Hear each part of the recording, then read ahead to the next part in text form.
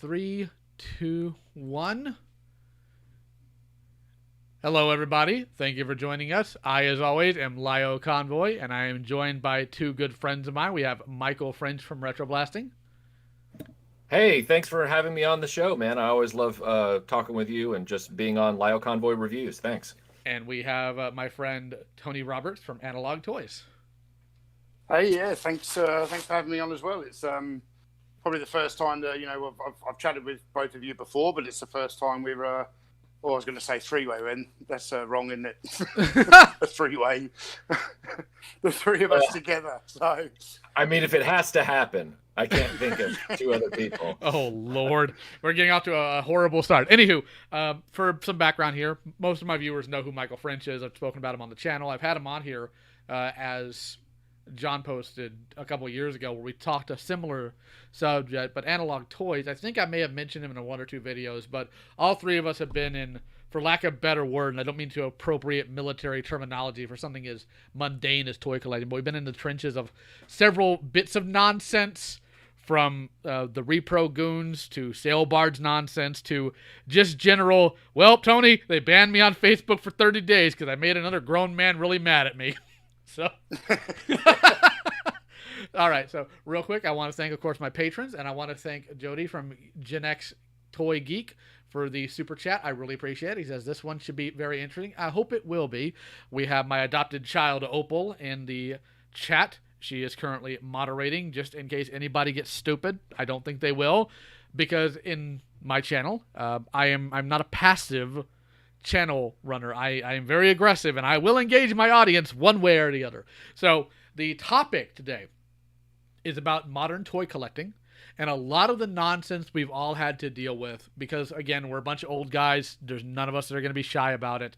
And our toy collecting habits started when we were younger. And frankly, this is going to sound strange to people not in all of this. But as we've gotten older, I thoroughly believe while the selection is wider, the availability is worse now than it was when I was a kid. And I'm a bit younger than both of you. So why don't we go ahead and start with the newest person to join us. So, Tony, why don't you go ahead and give us a bit of your experiences and your thoughts on some of the modern problems within the toy collecting business as far as the business side of things. We'll get into community later, but the business side of things. Yes, obviously, I'm not much of a modern collector. Over the last year or so, I have started getting into Star Wars Black Series a bit. But beyond some of the very dumb choices that people like Hasbro, companies like Hasbro make particularly with their product choices, I'm members of other online communities, and I see the frustrations of people struggling. And we were talking just before the chat started. There's one G.I. Joe classified figure in particular, which is the Prophet Director Destro, also known as Pimp Daddy Destro, which I know I've got friends in the States who, that figure's been around for months and they're still struggling to get hold of one. And then not that long ago, I go into a big toy store here in Australia and there was probably about 45 of them available in this shop. They couldn't sell them. They'd marked them down to $9 a piece and I still couldn't bring myself to buy one. And you couldn't even buy them and sell them to other Joe fans because they would not pay the shipping. Yes. It's like, well, I've got a Destro. I want retail for him, but it's $50 shipping, and he might get lost in customs. Well, you see that the idea of buying them at a cheap price and reselling them never even occurred to me because we all know that the only big kind of toy seller out of this through is Michael. I don't actually sell toys. $40,000 worth. Remember? Yeah, man. Yeah. I'm a shadow toy distributor, and I've earned 40 grand in the last 27 months. I'm awesome. What are we talking about here? Real quick, speaking of odd accusations of legal recourse, I'm going to be having a little fun at Dan's expense here next month. I'll tell you guys about that later, but it's going to be hysterical and 100% legal. Oh, and just to clarify, everybody, what I just said was something I was accused of, and I'm repeating it as a joke. I don't want anybody in the audience right now to suddenly think that I threw out some, like actual number. I do not No. sell toys. I do not make money off toys. I do not have time to have an eBay store of any kind. It was just an accusation that was thrown at me. Just want to make that really clear before we go forward. It's funny because you get accused of like stuff like that. I get accused of stuff like being a communist that hates anime, being capable of creating violence on par with the '92 LA riots. I'm not joking. These are all things I've been accused of. Like, I'm apparently some horrible monster. But when you go look at my channel, I just talk about old cartoons and toys. It's amazing. Yeah. So for all of you out there in the audience, when you hear toy channels that are being accused of epic things like that, stop, pause, and consider. Am I being gullible? This is you saying it to yourself in your brain. Am I being gullible by believing this accusation on a toy channel? Like about a toy channel? Like, because all this guy's doing is talking about, the latest Lion-O figure. Like, he's not, this isn't 3 Days of the Condor here.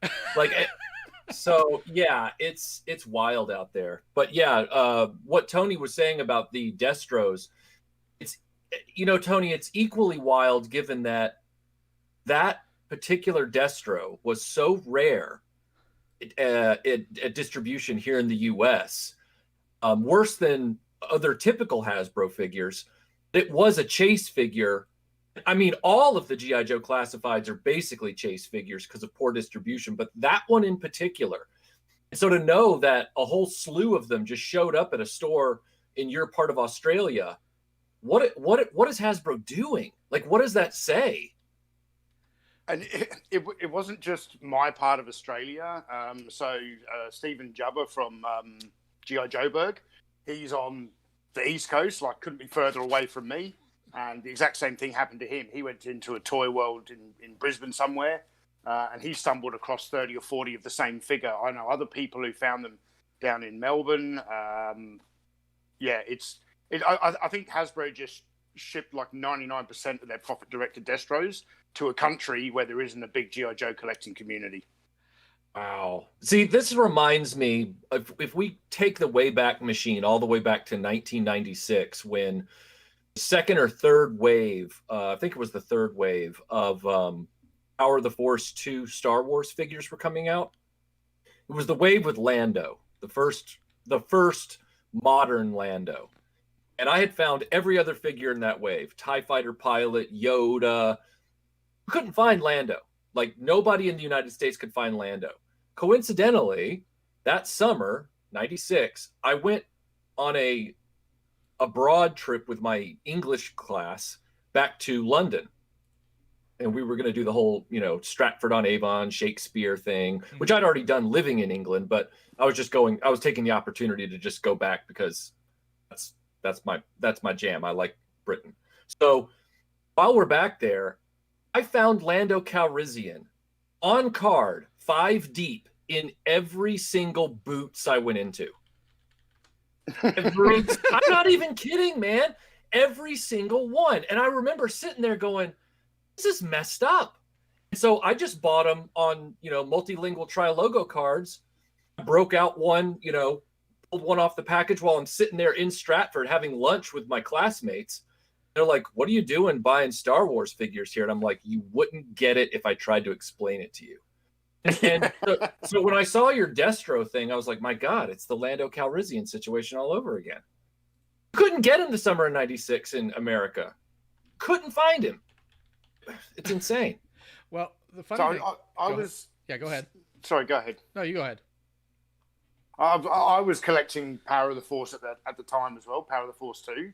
I think it was when the special editions got re-released in the cinema. I went to see one of them, and then reignited my passion for Star Wars. And I don't remember that particular figure being hard to get. I certainly had a lot of trouble finding the Power of the Force 2 Slave 1, because that's, correct me if I'm wrong, did that come in the Shadows of the Empire packaging? It did, yeah. Yeah. That I remember and this is in the pre-internet day. Well, certainly I didn't have access to the internet then. That was back in the day where, I would spend a Saturday driving all around the western suburbs of Sydney, going to every different Toys R Us and Kmart that I could find. Did eventually find it like an hour from home. And it was probably over like 3 weekends of hunting down this slave one. But I think things have gotten a lot worse since then. A lot worse. Because at least then, okay, that was one particular toy that was hard to find. But you would go into any toy store or major department store that had a toy aisle at the time, and there would be Power of the Force 2 product on all the shelves. Oh, yeah. Here, sure. I go to the same kind of stores here now, and I was literally in Kmart yesterday, and I know a lot of people in America seem stunned that we still have Kmart in Australia, but we do. I was in Kmart yesterday, and I go down the toy aisle, and there's loads of Power Rangers. There's quite a few Transformers, and they have pegs with at the top, the price for Star Wars Black Series figures is like currently out of stock. I'm like, yeah, you've been out of stock for 7 months. Yeah, I haven't picked one up locally in 7 months now. Speaking of which, I want to go ahead and read off here. Thank you, Salvador, for the super chat. He says, modern toy collecting is such a Sisyphean task. It's an impossible feat to completely collect everything. Between prices, low availability, poor distribution, it's really disheartening. And the funny thing is, I listen to Spectre Creative. I occasionally listen to what he has to say, not because I enjoy the man's content overall or because I like him as a person. I've actually had some interesting back and forth with him on He-Man.org, and if you were to tell him my name, he probably would reel back in anger before realizing who I am. But he says when it comes to distribution, I personally do not believe this, that it's due to the stores and what they order, and that clearly the stores just aren't choosing to order enough. So I have some points of contention with that for a few reasons here. And thank you, Action Figure Expert. I'm doing fine. I hope you are too. We have distribution issues specifically with Mattel and their masters. And real quick, Joe unfortunately isn't going to be able to join us. He got caught doing something else. For those of you who are Masters of the Universe fans, you can just assume that he got sent off to Despondos, but he will not be able to join us. I would like to bring him on in the near future and talk just about Masters of the Universe, because the Origins line is an interesting mix of things they have done that are somewhat smart, and then a whole bunch of things they've done that are really freaking stupid. But one of the things they've done is stupid is they don't know how to parse out their waves, and wave 1 is still everywhere, but we're now up to wave 4. I haven't seen anything from any other wave save the 2 deluxe figures and Panther anywhere else. Not in Walmart, not in Targets, nowhere. I don't know what's going on with their distribution. But Michael, you did a video recently on NECA and the internal problems of what their toys do. The fact that apparently the company operates their toys under perishable goods somehow. So I found something very interesting about how Target gets NECA figures. Michael, have you ever worked in retail? Yeah, I worked at Toys R Us. That's right.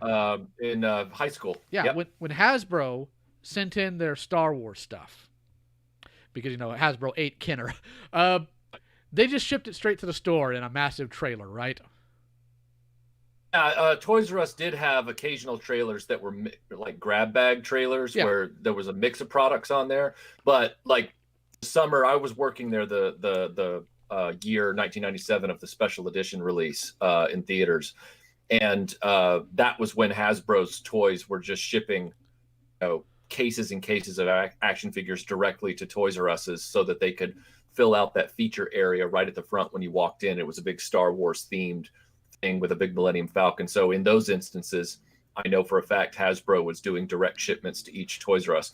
But the weekly trailers, the weekly shipments were often grab bag trailers that had all the different brands products in there, and you weren't really sure what was going to come out of each trailer, which was actually surprisingly disorganized. Yeah, but the fascinating thing is it still came in these bigger shipments, right?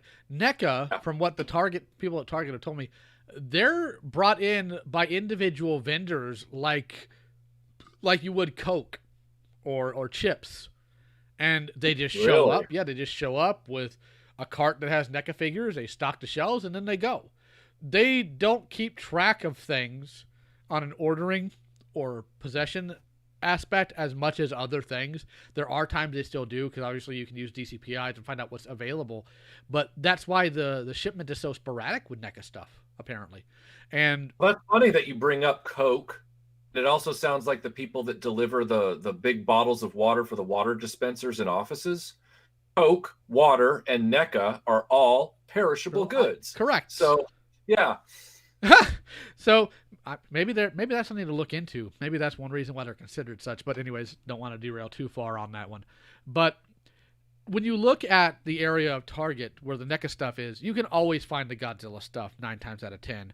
There's Funko Pops that are out of nowhere. You've got all the other NECA figures like the Toonie Terrors and all that. But the things that sell the most, instead of doing what other companies do and ordering in excess just in case, they still don't. And that doesn't even break down into the quality thing, which we'll get into later, because I got a fun little story for you guys. But distribution seems to be a mess, but it's been a mess for a while now. I know neither of you really follow Thundercats in so much as being concerned with it. I know Tony put Chitara on his list of female characters, so you wouldn't get yelled at. But it's it's interesting because when Bandai had the license back in 2011, they went on Facebook and told the Thundercat fans, go tell your stores that you want Thundercat figures. And I'm looking at this with the same derision I did when people were trying to do the "we want more Thundercats" hashtag to make Mattel pick up the license. I'm just like, I don't work for you. Why am I having to go out here and do your job? You should understand your market well enough to know. And it was wild because I could go to Walmart on one side of the city and it would have the Thundercat figures, but on the other side of the city, with maybe 5 to 10 miles of difference, they'd have none. And I don't mean none as in none on the shelves. I mean, they wouldn't even have spots on the shelves for them. They didn't order any of them. And of course, that line had a lot of quality control issues. It had black pegs instead of, whatever color it was supposed to be, and it really stuck out. It had articulation problems, a lot of paint problems, and I've never thought in my life I'd say if you pick up the Thunder Tank, it falls apart. But if you pick up the Thunder Tank from that line, it falls apart. So it's been a problem for a while now, and of course we see what's going on with Hasbro and Transformers. They don't even stay on the shelves very long because they only get a couple cases of these things in every couple weeks or so. So for companies that should be making a lot more money, expanding a lot more, doing a lot of more online sales, doing a lot more digital stuff, and even brick and mortar, it's really hard to get a hold of some things. So the distribution aspect is out of control, and I don't know why. The only way to really fix it, I believe, is for companies to just buckle down and do some hard numbers and then put out what they need to. But it seems like they're creating what Nintendo did for a couple things, and that's manufactured scarcity. And it's irritating as a collector because I do try to collect a lot of different lines. I've heard that there's a when it comes to that problem with the first wave of any toy line dominating the pegs, that problem I've seen has gone all the way back to 2008, around there, when Hasbro did their Indiana Jones release, and people were saying that couldn't find the later Raiders of the Lost Ark, Last Crusade, and Temple of Doom lines as easily. Mm-hmm. That was because the stores front load their orders for the first wave, and then they end up with a bunch of peg warmers. In the case of Indiana Jones, it was Uga Warriors from Indiana Jones 4. In the case of the new Mattel Origins line, it's just a lot of Skeletors and He-Mans have been sent out in wave 1. So what happens, the ignoramuses who work the stock, they just see, oh, that we still have product on the pegs. We can't order anymore due to the computers saying, you still have this many units in the store. We don't need to reorder right now. And so then those waves never show up because they're not getting ordered from the distribution center. And then the stores never have them. So we can't buy them. So to them, they've stopped selling. So then they stop ordering, which then compels the toy companies to say, oh, well, this unfortunately didn't do well. So there's been this double-pronged problem in that respect. Like, there are distribution issues on the toy company side as well. The front-loaded Wave 1 phenomenon is a two-pronged problem. Hasbro and companies like that, Hasbro, Mattel, they need to really be talking this out with the retailers and saying, look, guys, you don't need to be buying, quadruple Wave 1s. But they don't want to say that because they want to make money. I assume they make money on that. Yeah. Yeah. Venkman actually brings up a decent point, and I've noticed that too, even though I don't collect the line.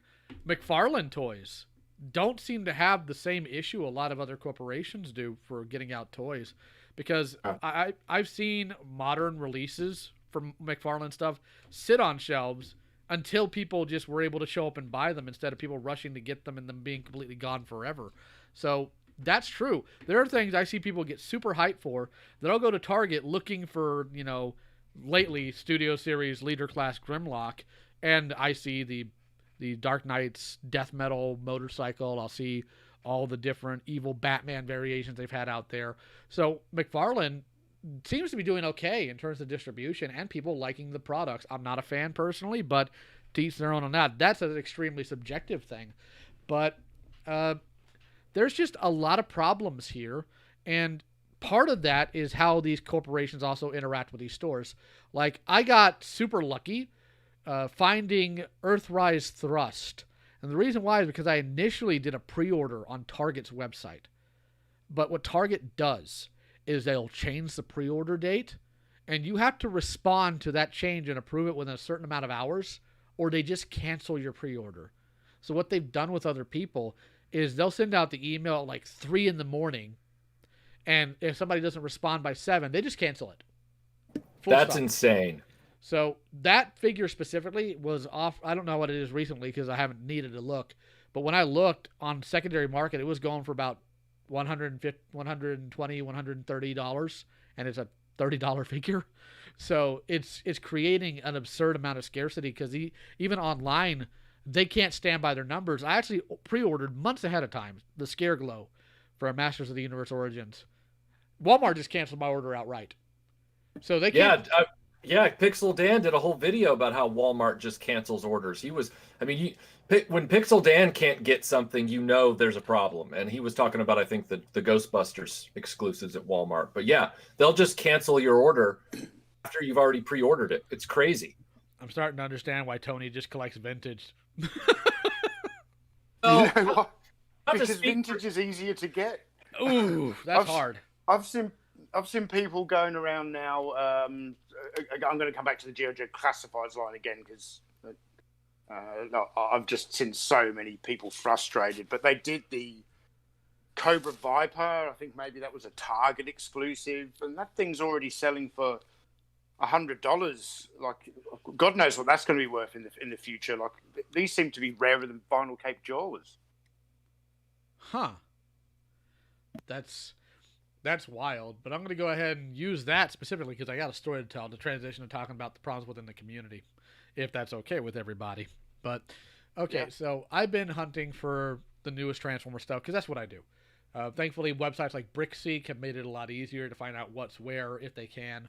And because I live in a bigger city now, instead of having to travel an hour and a half to get to one, it's a lot more fun sometimes to go out and try to find something.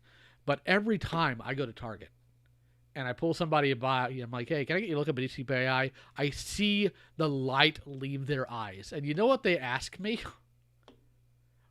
What G.I. Joe figure are you looking for? What? They are shell-shocked. They've been getting bombarded by Joe fans looking for these things. Yeah. Like, every Target is like, let me guess, G.I. Joe? No. I'm looking for a Transformer. Oh, I'm looking for a Transformer. And then they're excited to help you because, oh my God, it's not G.I. Joe. And I'm like, I like G.I. Joe. I actually need to start picking up, recollecting, or collecting vintage stuff because I had to stop due to financial things. But I'd also be happier with you because they think there's a measurably greater percentage chance they'll find it. There actually is. That's the funny thing. So that's part of a problem because since fans aren't getting what they're looking for, as much as I'm not fond of the modern G.I. Joe line, because it just, how do I put this without sounding really cliquish? growing up in a military family, part of the reason why I appreciate G.I. Joe, despite some of Real American Heroes' more outlandish things like fighting Egyptian gods, um, that it had at least some connection to real world military in terms of style and look for the most part. These new ones, they look like they're trying to be futuristic or sometimes even Liefeld-esque, and it's just not appealing to me. And I know it's a subjective taste, but that's why I'm not interested at all. And on top of that, GI Joe, one of its major appeals wasn't just I have Storm Shadow and Snake Eyes, I will make them fight. It's also I have Storm Shadow, Snake Eyes, and a Sky Striker. Like them going hand in hand with the vehicles and play sets is what also made it appealing, especially for massive play when you're a kid. And even as an adult, you like looking at those things even if you don't play with them. And I think going 6-inch with the scale was just a poor decision overall, but that's just my personal value here. Well, no, I completely agree with you. G.I. Joe, they're leaning on that's the funny part, a 6-inch scale for a line like G.I. Joe, just like Star Wars, would be about creating icons. In other words, you recognize that the characters themselves are icons, hence alleged desirability for a 6-inch scale line of these characters. Well, if you immediately start changing the way they look and putting them out in 6-inch with completely new designs, then you're taking away that iconic status. Then you're just making them new generic characters that nobody knows or cares about. Correct. G.I. Joe was always an ordnance vehicle military thing. The vehicles, the play sets, the rifle ranges, all that stuff was part of play experience. So if you're saying these characters are icons and we're going to bring them up to 6-inch scale and then change the way they look inherently, I don't know. I know they're still selling out. Like, I know that I'm in the minority on this opinion. But to me, 6-inch scale for a line like that's so dependent on vehicles or traditionally dependent on vehicles, that means you're creating icons for display. And those are not the iconic characters to me. I know they're trying to like revise it now and, compensate for their mistake early on, but they've already lost me. That and the fact that you can't find them anywhere, unless, True. Of course, I go to Perth, Australia. So. I'm going to say, go ahead.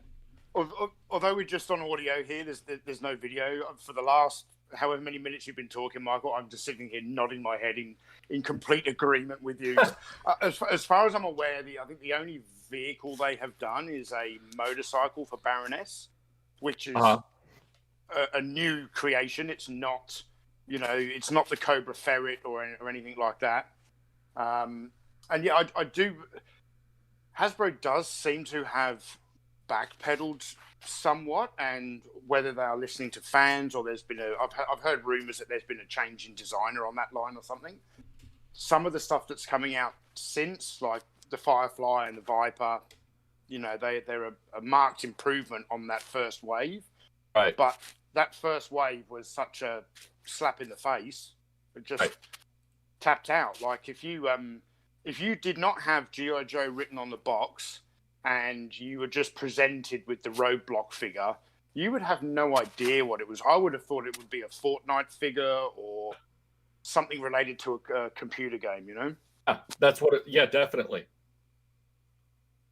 Somebody tried to tell me, they sent me pictures of the upcoming Flint and Lady J, and they were like, hey, Michael, remember how I said in the Hasbro's video, they always come back around trying to like bring me in. Mm-hmm. So they always come back around, and they sent me the preview pictures going, these are really cool though, right? These look pretty good. Come on, tell me, you can't tell me you're not going to want to get these. And I went, I don't want to get those. And they're like, why not?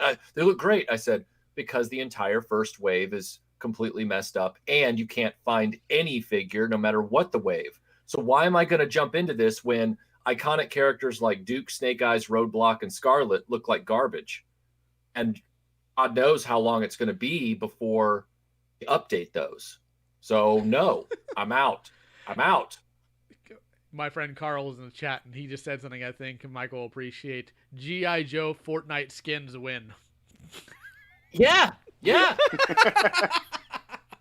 they're just going to take the G.I. Joe mobile app game skins and just give them to Fortnite on permanent loan. I'm not going to lie. If I was able, I never played Fortnite, but if they tell me You can run around Fortnite as Serpentor. Boom, I'm going right now. I would right now go play it. And I would yell at everybody, this I command!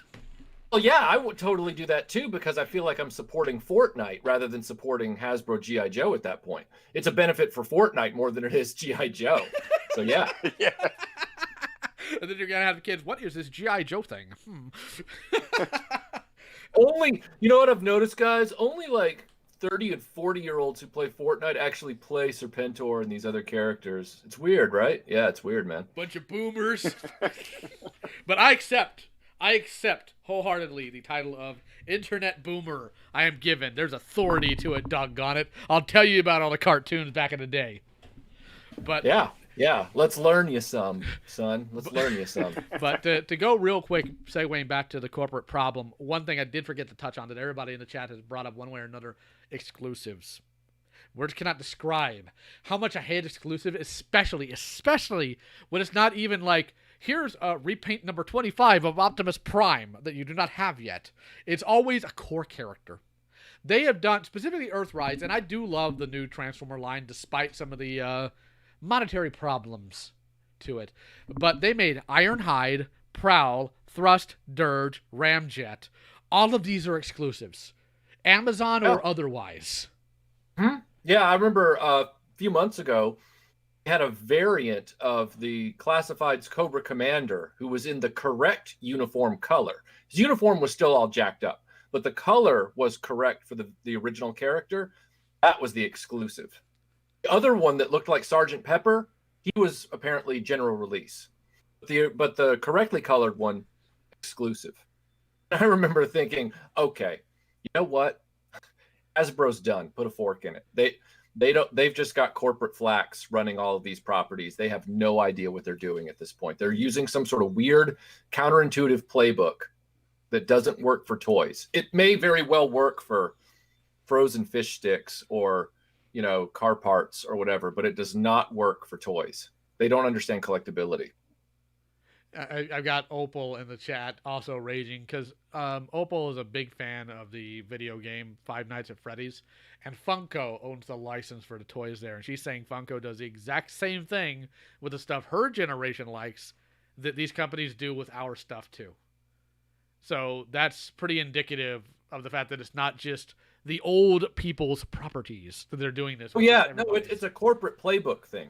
They're applying it to every product line. And they're killing every product line simultaneously. Yeah, and they make some really goofy decisions. Like right now, I'm holding the Baxter Stockman, not from Super 7, but the one from NECA. That's for their television accurate Turtles line. And I said this to Michael in text, but I'll go ahead and say it on screen because I haven't reviewed these figures yet. What I've noticed about these figures is they all feel like painted copies of the original toy. Or not original toy, the prototype. That's what they feel like.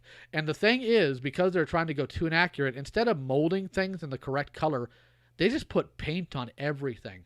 So when you articulate Baxter's arm into the double jointed elbow, which, you know, that's nice. I'm glad they're using modern stuff. White paint just chips off and goes everywhere.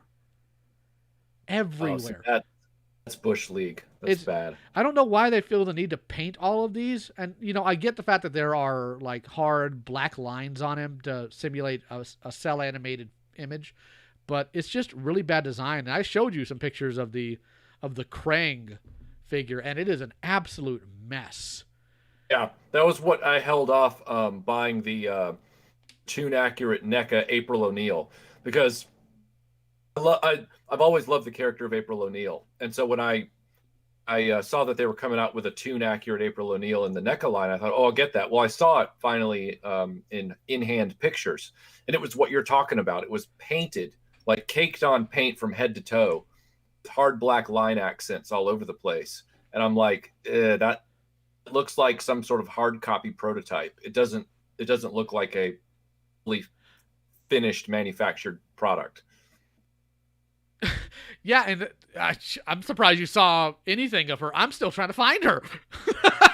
No. It was on the internet. I was looking at in-hand images on the internet from people. I wasn't looking like in a store. I didn't find her in a store or anything. Opal says they actually do that. Any amateur doll customizer knows they would chip at the joints. Are they stupid? Yes, Opal. They are stupid. Matter of fact, I was just fiddling with him, and when I moved the left arm, there's now paint chips. And I don't mean like a couple spots, like massive paint chips on my desk now from the arm joint. It is absolutely ridiculous. And Jody, I don't even know if it's cost cutting. I think it actually is more expensive to put a whole bunch of paint on these figures instead of just casting them in that plastic that they should be in to match the colors. And the sad thing is they are genuinely accurate to the cartoon for the most part. Something I wish the Super 7 Thundercat line put more effort into. Yeah. It's, you know what, I would love a decent G.I. Joe line that was real American hero accurate. I really would. Opal, they came in 2-packs, total of $50. So I'd guess like $25 for each figure. That's not bad. No, I do that. it's not. Especially for hold on, real quick, Tony. Have you kept up with anything Super 7's done? No, not particularly. I just got sort of kind of one comment though. When everything is an exclusive, nothing is exclusive anymore. You know what I mean? It just defeats the whole purpose. It's when you have a line of, I mean, these days you're lucky to get 6 figures in a line, but you know, back when we were kids, it was 15, 20 action figures in a line. When you have and this is probably going to tie into the topic of Michael's live stream tomorrow, but I remember when I was collecting Action Force International Heroes in 1987, there were 20 general release figures available, and the mail away exclusive Cobra Commander, the hooded Cobra Commander figure. That's an exclusive. When all 20 figures in the line are exclusive, what's the point? Yeah, exactly. It just becomes, this is just the new way that you have to buy toys now, and it's obnoxious. I really feel like, and I'm not even saying this with sarcasm, but it's going to sound sarcastic, I think they really need to revisit the more democratic exclusivity methods and moduses of the past. Like, instead of making it something so exclusive on a website where you're not guaranteed to get it even if you've got it in your cart, because the moment the pay now, buy it now window opens, everybody else clicks before you do in cyberspace. I really wish they'd go back to the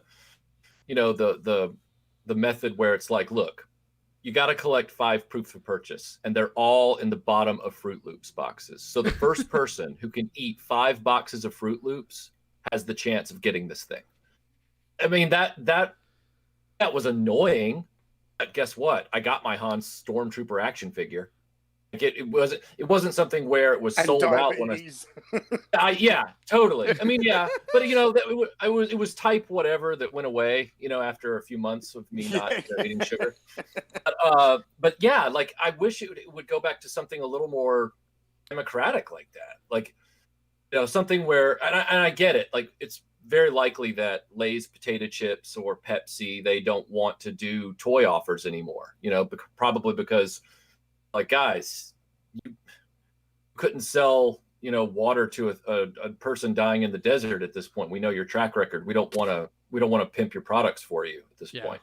So, like, I remember the very first thing I ever did the whole mail away thing for. Believe it or not, it was not the Mum-Ra. It was a little miniature 4-pack of Darkwing Duck action figures. I say action figures. There was nothing action to them. And I remember, like, waiting a couple of days after we sent it off. And my mom's like, why are you standing by the mailbox? Like, I'm waiting for my figures. She's like, they're not going to be in for like 4 to 6 weeks. And I'm like, I'm sorry, what? So they wound up coming in. My mom comes in. She's got the little box in her hand. And she's trying to do like a lesson thing, showing me where it would say on the package that it's addressed to me. And I'm like, I don't care about any of that. I want them figures. And I still got them somewhere. But we've moved away from that for 2 reasons, I believe. Number one, actually, 3 reasons. One reason is due to the fact that I don't, because we're globalized and internet related, I don't think there's much appeal to that anymore market-wise. Secondly, corporations aren't as interested in tying things to action figure lines as they used to be because it's not as lucrative. And 3, I know there was a lot of legal mumbo-jumbo. I can't remember specifically what. concerning using cartoons and other things to sell your products, like food products, to children back in the mid 20-aughts. So that might play into it as well. At least that's from what I recall. That came back around from the 70s then. The parents groups must have regrouped and found another way to get that kind of kicked out of the landscape. It did, but in a different way. Because back then it was like, this is scummy because either Reagan bad or God said. In this case, it's you're turning our kids fat because we can't control what our kids eat. So same type of stupid, just different lane. Yeah, we're going to use the get fat strategy this time, everybody. We think this is Loctite. We think this is a concrete offense. Well, I mean, it did work. It's got it. Oh yeah. Oh, absolutely. When I was a milkman, because I actually was one for about a decade, we had to change all the milk in schools. The chocolate milk had to be fat-free chocolate milk, and I took one look at that and said, "Whoever did this is a monster." Yeah, it was a presidential edict. It came from Michelle Obama. And I'm not even trying to get political here. Like, I don't care what political aisle you are. That's mean. Like, you are being mean to kids at that point. Like, what's wrong with you? Yeah. No, the last time I remember having milkmen, not to derail the conversation, we'll get back on toys in a second, but last time I remember having milkmen was, and I think Tony will relate to what I'm about to say, it was, making sure that on your weekly check it was 2 semi-skimmed, 1 silver top, number 18. Like that was the last time I remember milkmen. I don't know, when did that stop? I'm derailing the conversation. We will have another live stream about the history of milkmen. Don't tempt me. Don't tempt sorry me. about that. I'm getting nostalgic for milkmen now. Thanks a lot, You're Thomas. welcome. You're welcome. Hey, believe it or not, I was not the stereotypical milkman. Whenever a woman kind of came on to me, I was very angry because I was at work, doggone it. But we're going to segue just a little bit because this is funny. The type of milkman that exists now delivers to like stores and schools and gas stations and restaurants. But there was, of course, the stereotype. We had one guy who lived up to it. He literally had like 12 kids, all from different moms, and he had them all named Joe Jr. And he wound up quitting because his wages were garnished into oblivion due to it. But we had a guy in the yard who would load our trucks. We called him Mickey Mike or Crazy Eye Mike because Mike had a lazy eye. And Mike was, gonna be honest, little strange. By a little strange, I mean very strange. Very strange in a way that I will not detail in a live stream to 106 people. But what would happen is whenever somebody tried to flirt with me or whatnot, or they'd leave their number on the milk truck, I just give it to Mickey Mike and let them learn a very hard lesson. Very wise. Very wise. That's a very art of war kind of move. Well, I also wrecked a milk truck, so there's that too. Matter of fact, you're beating me at that.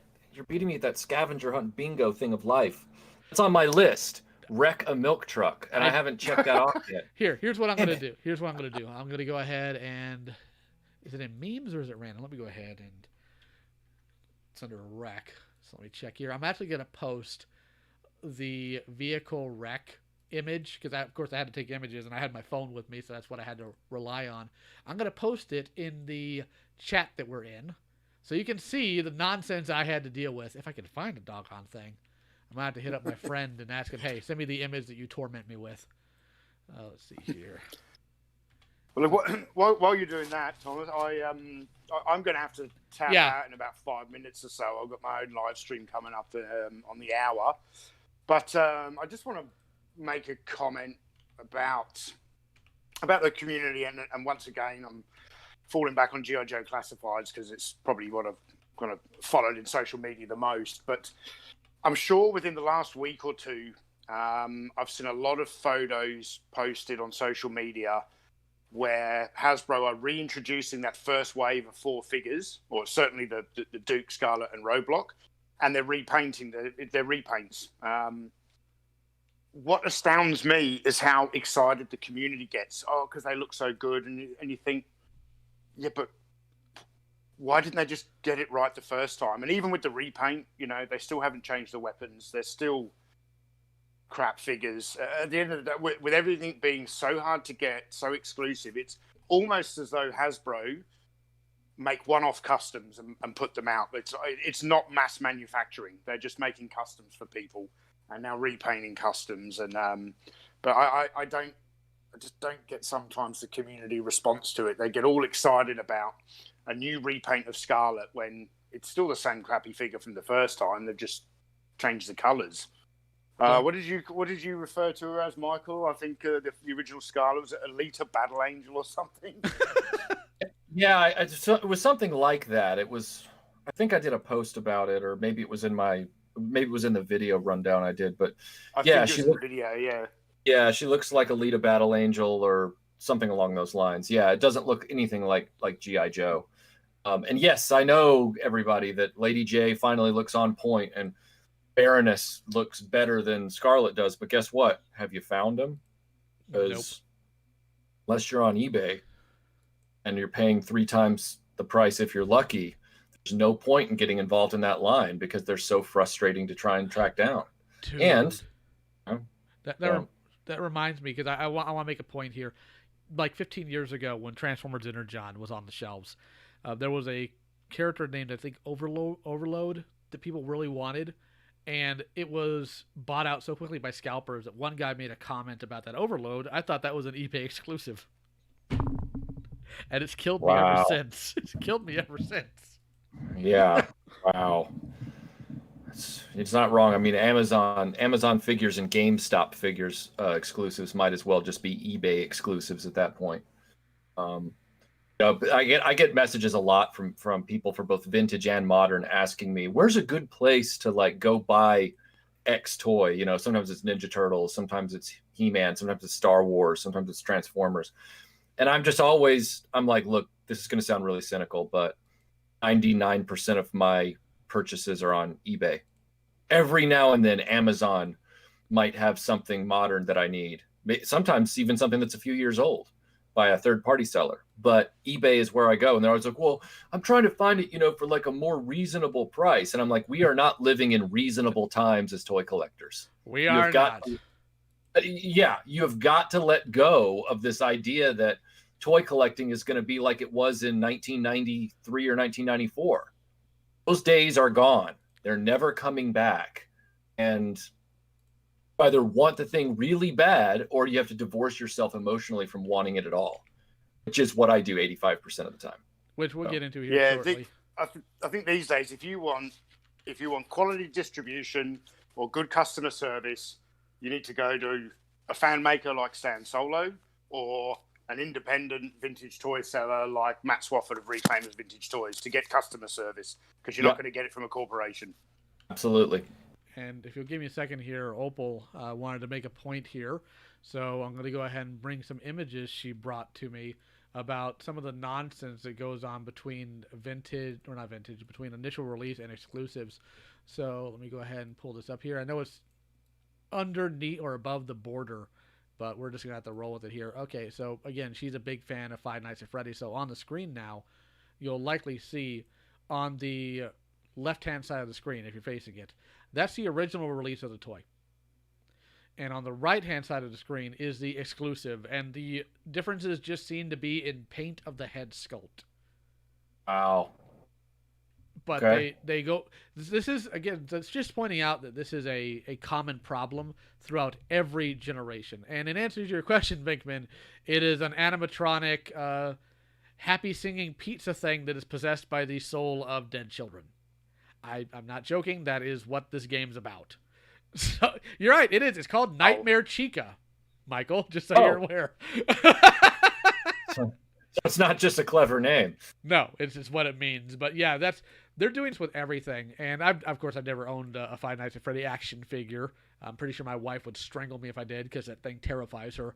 But no, just to demonstrate that it's something they're doing elsewhere as well. Also, I've totally posted an image of that milk truck in the chat now if you want to go take a look. And I need to go and find out if my son plays that video game, because I'm concerned. It's believe it or not, despite the designs, it's harmless. It might give you some nightmares, but then again, look at the stuff we grew up with. if Mumrod didn't give you a nightmare at some point, you're not doing it right. Yeah, fair enough. So let's see here. When it comes to what Tony was talking about, I believe, unfortunately, Red Letter Media said it best. Don't ask questions. Just consume product and get excited for next product. Yeah, that's what they're hoping you'll do, and that's what a lot of modern collectors have kind of given themselves over to. I mean, Thomas, you and I have talked about it a lot, where in both private message and even in online chats, where even the YouTube space for pop culture memorabilia has given itself over to just kind of being bullhorns to hype and advertise, promote, and get people excited for the next product, even though it's the 70th Darth Vader they've brought out in the last 6 months, or it's the 40th, Ninja Turtle 4-pack. This time they've got, little squares painted on them to make them look like pixels because it's the arcade game version. It's like it's Barbie with a different hat. Yes, it's the Simpsons. It's literally the Simpsons. It's crazy, but that's what a lot of YouTube channels are doing. And the funny part is when you go out there with a consumer point of view, in other words, you're advocating for the dignity of the consumer. A lot of the consumers will come back and try and bite your nose off, saying, you're not taking care of the community. And I'm like, what? I'm literally trying to protect your wallet. Yes. You're saying that because I'm not tiptoeing around your feelings because you just want to feel good.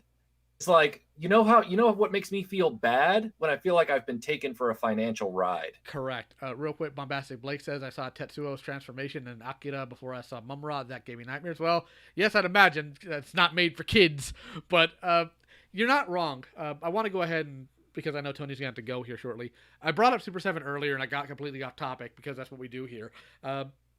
Tony, I'm gonna walk you through the Super 7.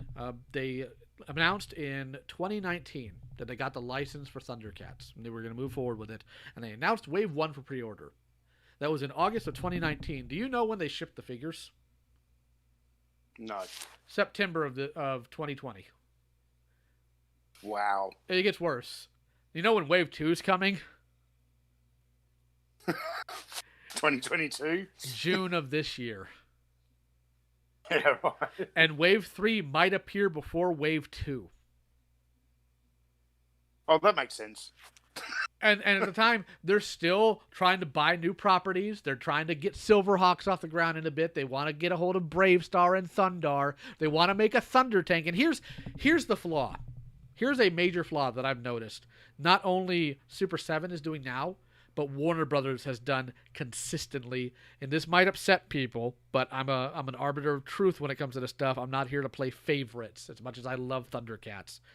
People assume Thundercats is going to have the same appeal, same market, and same recognizability and size as Transformers and He-Man and G.I. Joe, and they don't. So Brian's talking about, well, we could probably crowdfund a massive project like this, just like we did Snake Mountain. And I'm looking at it thinking, do you know how small the Thundercat community is compared to the He-Man community? Because I don't think you do. Yeah.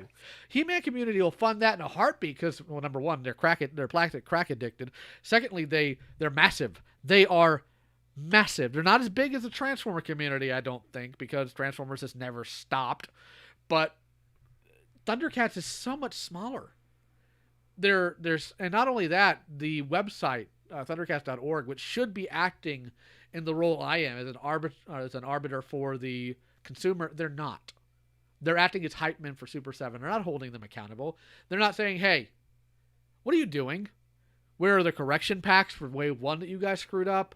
Why aren't you getting these things out? Well, what's going on with your production? Because Wave 2 was supposed to hit this month, and you just got in the hard prototype copies. Nobody in that staff is asking questions. So instead, the big, mean, bully Lio Convoy has to ask them, and grown men get angry at me for demanding that a corporation do their due diligence and be honest and transparent with their people. And I'm the bad guy. That is fascinating. Mm-hmm. Yeah, it really is. I mean, you know, we've heard a guy say that Hazlab is a business model for, quote, the greater good. The I'm greater, like, the greater good. the The greater greater good. good. It's a For the moral greater thing. good of that corporation. Yeah, yeah. Michael, you're attacking something that's for the greater good for all of us, and I'm like, HasLab is literally toy elitism. There is no greater good for the maximum number of people with HasLab. Give me a break. All right, like they're not. It's not like HasLab is doing what it says it's supposed to do, which is get toy projects off the ground that otherwise wouldn't have any support. HasLab is not trying to get a resurgence of Silverhawks or Jason the Wheeled Warriors off the ground. No. They're doing Transformers, Star Wars, Transformers, Star Wars, Transformers, Star Wars. Like that. Give me a break. So yeah, a lot of these fans out there are kind of brainwashed. It's weird. Real quick, I want to go ahead and read the super chat. Mark C. Is that the guy from the Clobbering Time podcast? No, that's Mike Alonso. Okay, sorry. Mike C says, and I thank you for the super chat, I don't understand why Hasbro keeps using soft goods for G.I. Joe 3.75 retro figures. Wouldn't it be cheaper and truly retro to have harness and belt molded onto the body like the original figures? I have a friend who works in a comic shop who constantly advocates for the molded details, which I like, but as a kid I also hated. I like it because I can't lose it, but as a kid I hated it because why can't I put gun in holster? Yeah, for sure. Let's see here. Just read a few things, but real quick, Harvey Pliskin asked my opinion about SH Figuarts, and I have to say, I like them. I really like SH Figuarts' work. It's a Japanese company that makes 4.5 to 6 inch figures, and their figures are almost 100% accurate for whatever they're representing. The only time I have seen them go off model completely, and I don't know why this is, but it was with the blue Zyuranger or Mighty Morphin Blue. For some reason, every place or every company that makes that figure, they always get the size of the lance wrong. It's always super short, and I don't know why. And even SH Figuarts did it. But all the other stuff they made, I've had like 90% of their Sailor Moon line. I have all of their the Zyuranger line. Like, they're a fantastic company. I wish they would get a hold of the Thundercats property, but Thundercats isn't really all that well known in Japan, despite it being made there. But Michael, at some point, I would actually love to send you, if they get back in stock, an SH Figuarts Han Solo. Oh yeah, I've seen pictures of the Star Wars SH Figuarts stuff, and it's really staggeringly good. It's yeah. You remember how I told you when you were first starting to look into Power Rangers that I really wish I'd held on to mine and send them to you? You know why I sold them? Oh. 2 reasons. Number 1, room, and number 2, because I decided to go with quintessential stuff. And the SH Figuarts is the quintessential Power Rangers line. As much as I do like the Lightning collection, and I do collect them to a point, like the SH Figuarts are perfection. They're really... yeah, I was gonna buy them when I started ramping up all this Power Ranger stuff for this eventual feature that you will be a part of, sir. You don't get to say no. Doggone it. But what's that? I said, doggone it. Yeah, but yeah, when I saw the secondhand prices of the set, it was like over $1,000. I was like, oh nope, I'll just be happy with pictures. You want to know the funny thing is? You know what the reason they're over $1,000 is?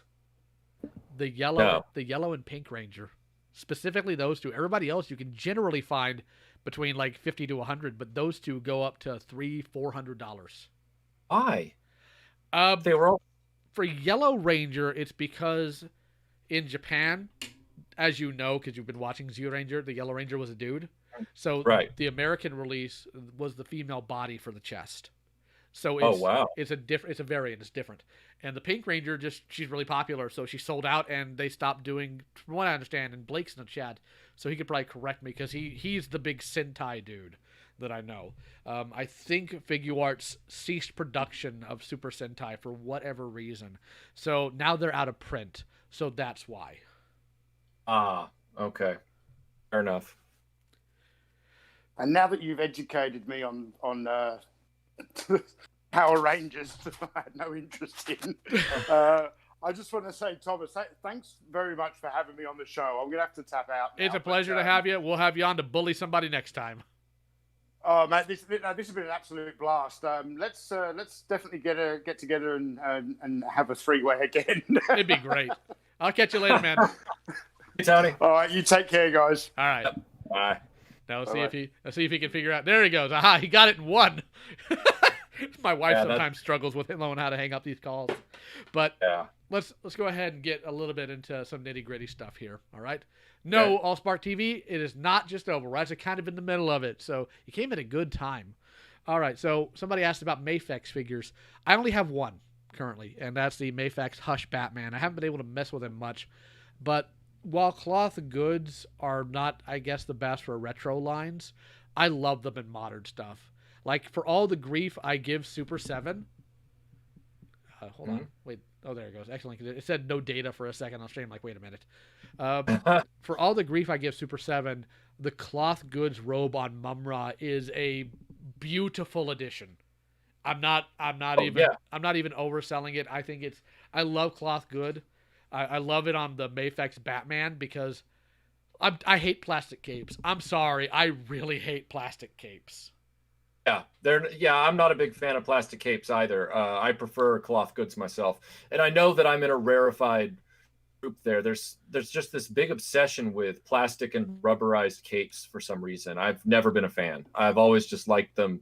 And the reason I've never been a fan, dating myself even further, is because I remember how easy it was for those vinyl capes on the vintage Star Wars figures to rip at the armholes. Yeah. And then they're just useless. I really preferred it in the Jedi line, when they moved to the cloth goods stuff. I liked it on the Superpowers line and the Batman lines with the cloth capes. And then when they went back to doing those plastic capes, I was just like, this stinks. I'm like you. I like a cloth goods cape. You're correct, action figure experts. They're harder to clean, but we're adults, so we shouldn't need to get them grubby at this point. yeah, for real. What are you doing with your collection? Are you out in the backyard in the sand pit? You really shouldn't be doing that. Well, I mean, there's no wrong way to play with them 9 times out of 10. If you want to go in the sand pit, go for it, but just don't get mad when they get dirty. Exactly. Or in my case, I got mad because I left a Darkwing Duck figure out in the yard, and then it got ran over by a lawnmower. That was fantastic.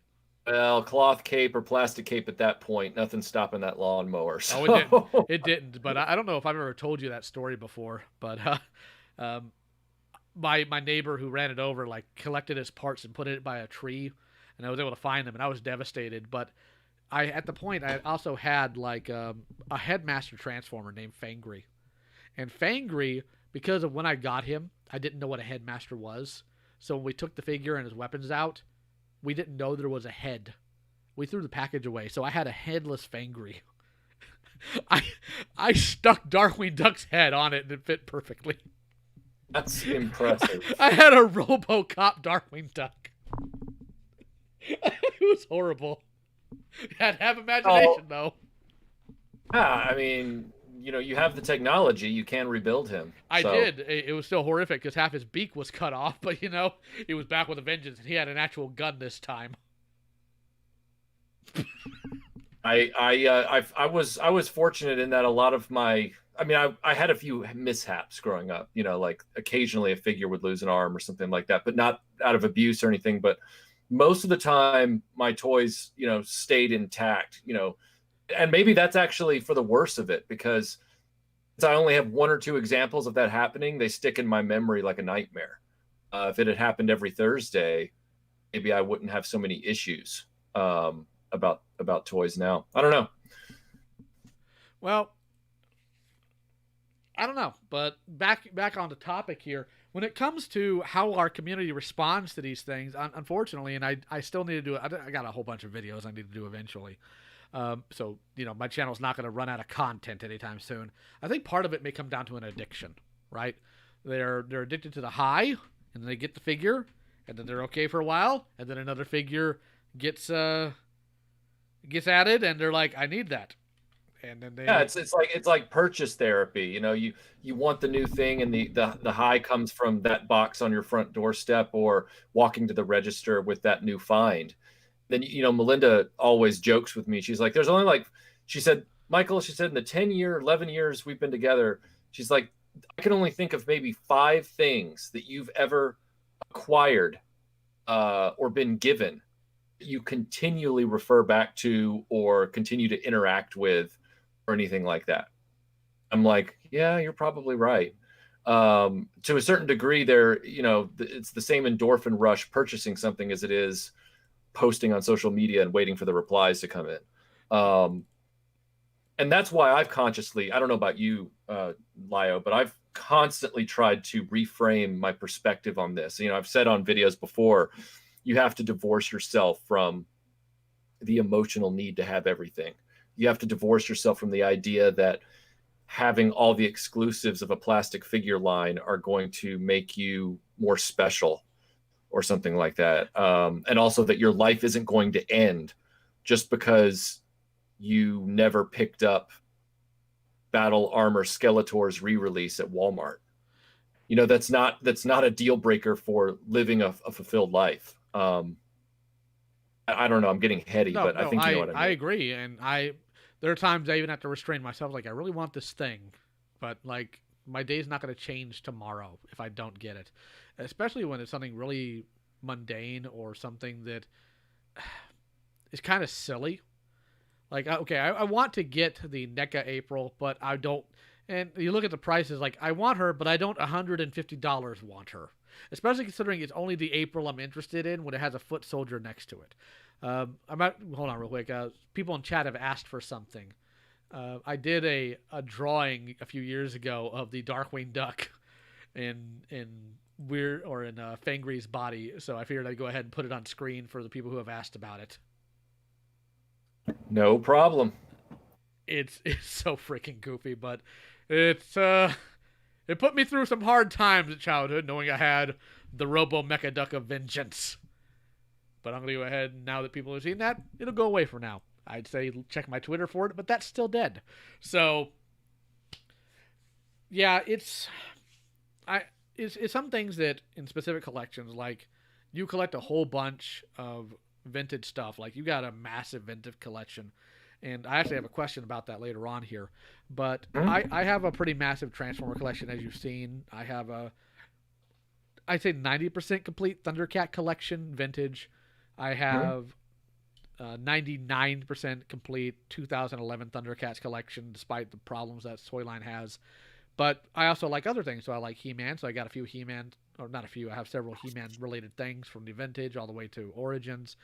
But with Ninja Turtles specifically, as much as I do like it, I've had to narrow what I collect on it. So, what I collect for the Turtles are the 4 Turtles, Splinter, Shredder, a Foot Soldier, Bebop and Rocksteady if they're there, Krang if he's there, and April. And I don't... Like, when I do my review of Wave 1 of the Super 7 Ninja Turtles, once I do that and a review of the NECA Ninja Turtles with the Splinter and Baxman 2-pack, I'm probably going to sell the Stockmans because I don't have a love of the character to that point. I don't feel the need to keep him around. I know that for the sake of the completing of the set, that's appealing for a lot of people, but I don't have the room and I don't have the care. So why would I keep it? It's just taking up space that is needless to be taken up. And it's like you were saying earlier, like, okay, let's take a look at He-Man. You have like 4, let's see, original, Battle Armor, Flying Fist, Thunder Punch. 5 of the vintage He-Mans, the original line. And then, and that's not even including all the international variants. But then you have New Adventures He-Man. Then you have 2000X He-Man. Then you have Classics He-Man. Then you have all the variations of Classics He-Man that matches the vintage and 2000X He-Man. And then you have the Filmation He-Man. And then you have the vintage Filmation accurate He-Man that was released by Super 7. How many of the same character do you really need for a collection? Yeah. It was similar to the I did a video, I can't remember which one it was, but I talked about how since 1995 Hasbro, partially at one point under the guise of the Kenner brand, but it was Hasbro the whole time. They've done like 80 something Darth Vaders. 80. It's like, at what point do you tap out and say, look, my collection just doesn't need another one. Like I'm good. You know, I've got adequate Darth Vader representation here, or Optimus Prime representation. I don't need another version of one of these characters. You know, there's a running joke at RetroBlasting that I have a Bespin Luke in interest, but the fact of the matter is that I actually don't have anywhere close to all the Bespin Lukes that have ever been put to merchandise, and I don't want them. Even that latest one that came out, that was, what are they calling that? Hasbro Hyper Reel. It's like an armature with like a rubber silicone skin on it that makes it look, it doesn't have joint lines or anything, and it's a Bespin Luke Skywalker. I didn't buy that. There comes a point where once you get the 50th or 60th, it moves away from enthusiasm and even fanboy levels and goes into pure hoarding. And I'm not sure where that line is blurry, Lio, and I'm not sure where it begins and ends. I think that we all know where it begins. All right. The reason why we like the toys and the reason why we collect them is because we did so in childhood. It brought us a lot of joy. We enjoyed these properties. But I think sometimes we've gotten away from enjoying the property, like for the fiction it is or what it represents, and we just got and of course, I'm not talking about the we I'm talking about the royal we, the inclusive we. We've gotten to the point to where we just collect it because we like the toy, and that's been a point of contention I've had, and Joe, of course, was there as well, and said basically, without the initial fiction, the toys would be pointless. But we don't celebrate the fiction as much as we do the toys. We certainly don't care enough about it as we do the toys. And that's part of the problem. Specifically, I've seen this majorly in the Masters of the Universe community. The original Fans of Power podcast, when it had a gentleman, for lack of a better word, by the name of Brian Ozone on it, that's all he wanted to talk about. The toys. The toys, the toys, the toys.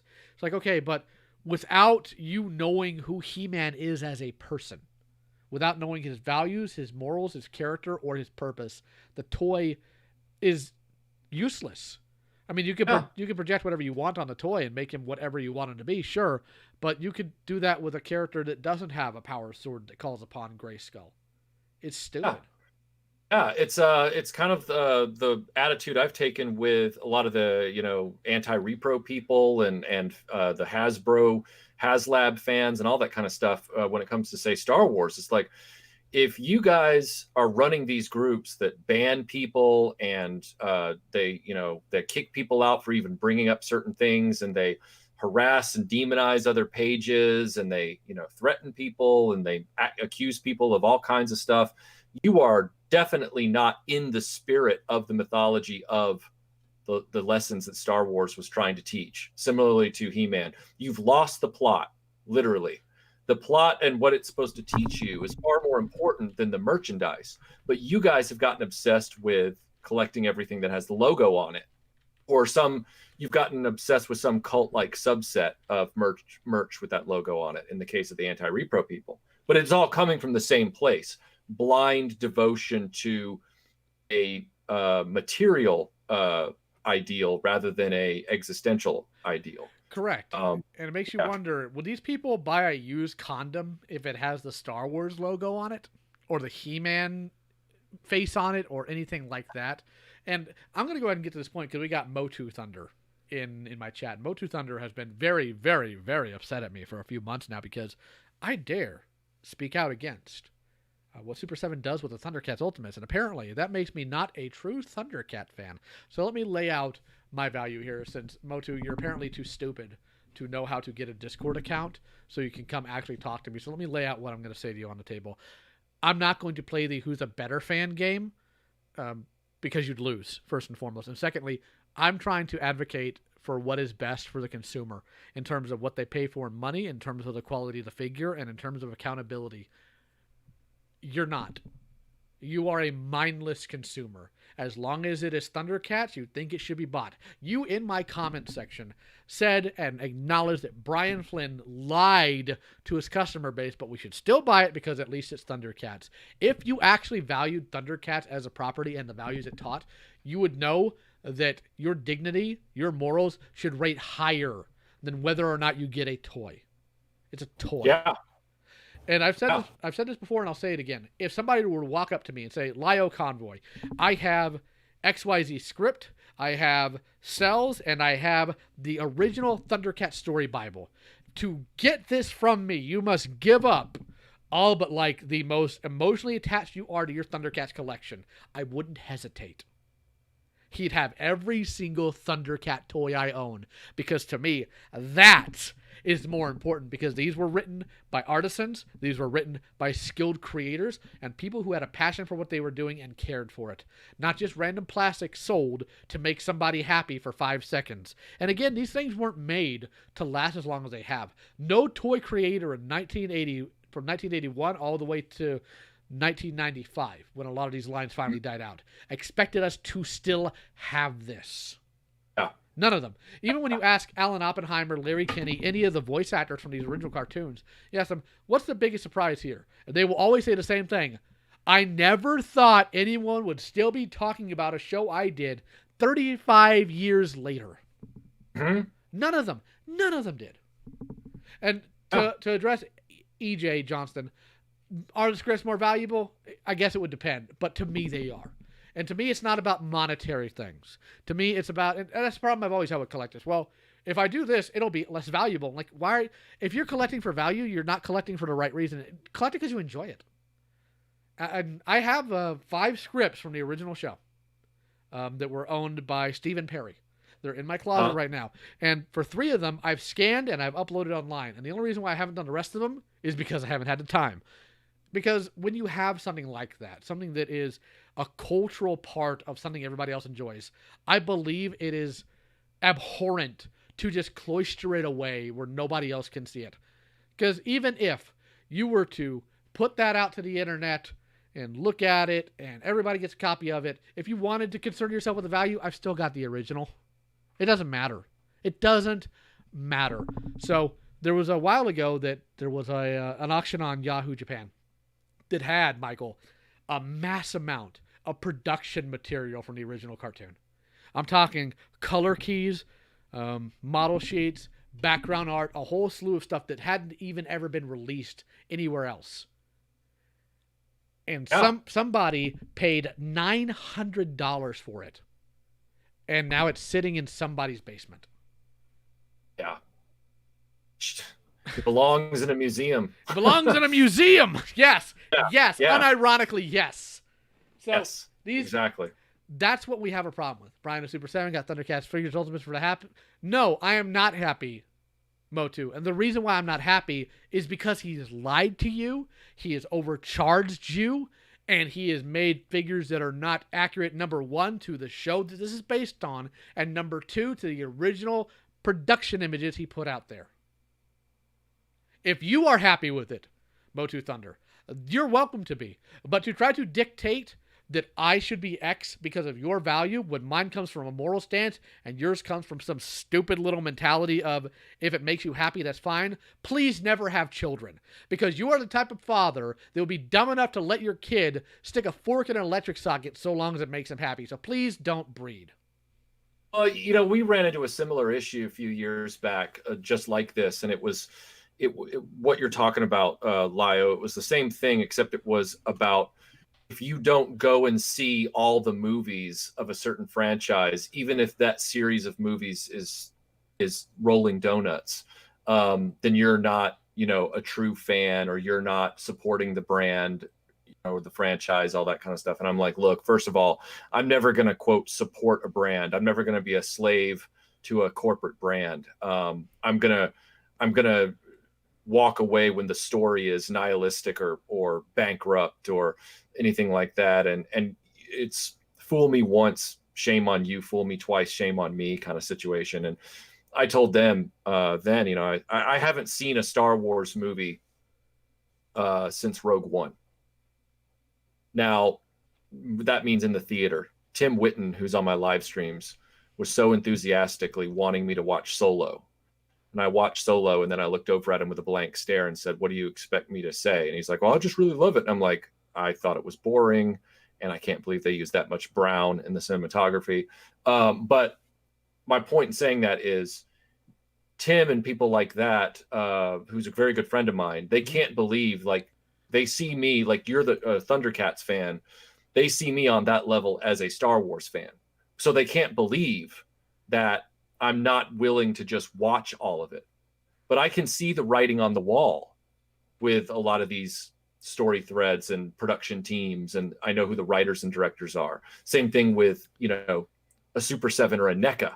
I know the company behind the product, so therefore I'm going to walk away and stay away until a new brain trust comes in, until they really clean house, If they ever until do. they prove, if they ever do, and prove to me that they want to do something better. Like I'm looking at the thumbnail here for this video, and I'm seeing this absolutely gorgeous movie style Leonardo. It is. I know that that's NECA, if I recall. It is. is. That's the NECA figure, Yes, right? it is. So I'm sitting there going, as gorgeous as that is, and NECA is second only to SH Figure Arts for their sculpting, their paintwork. I'm like, how durable are those elbow and shoulder joints?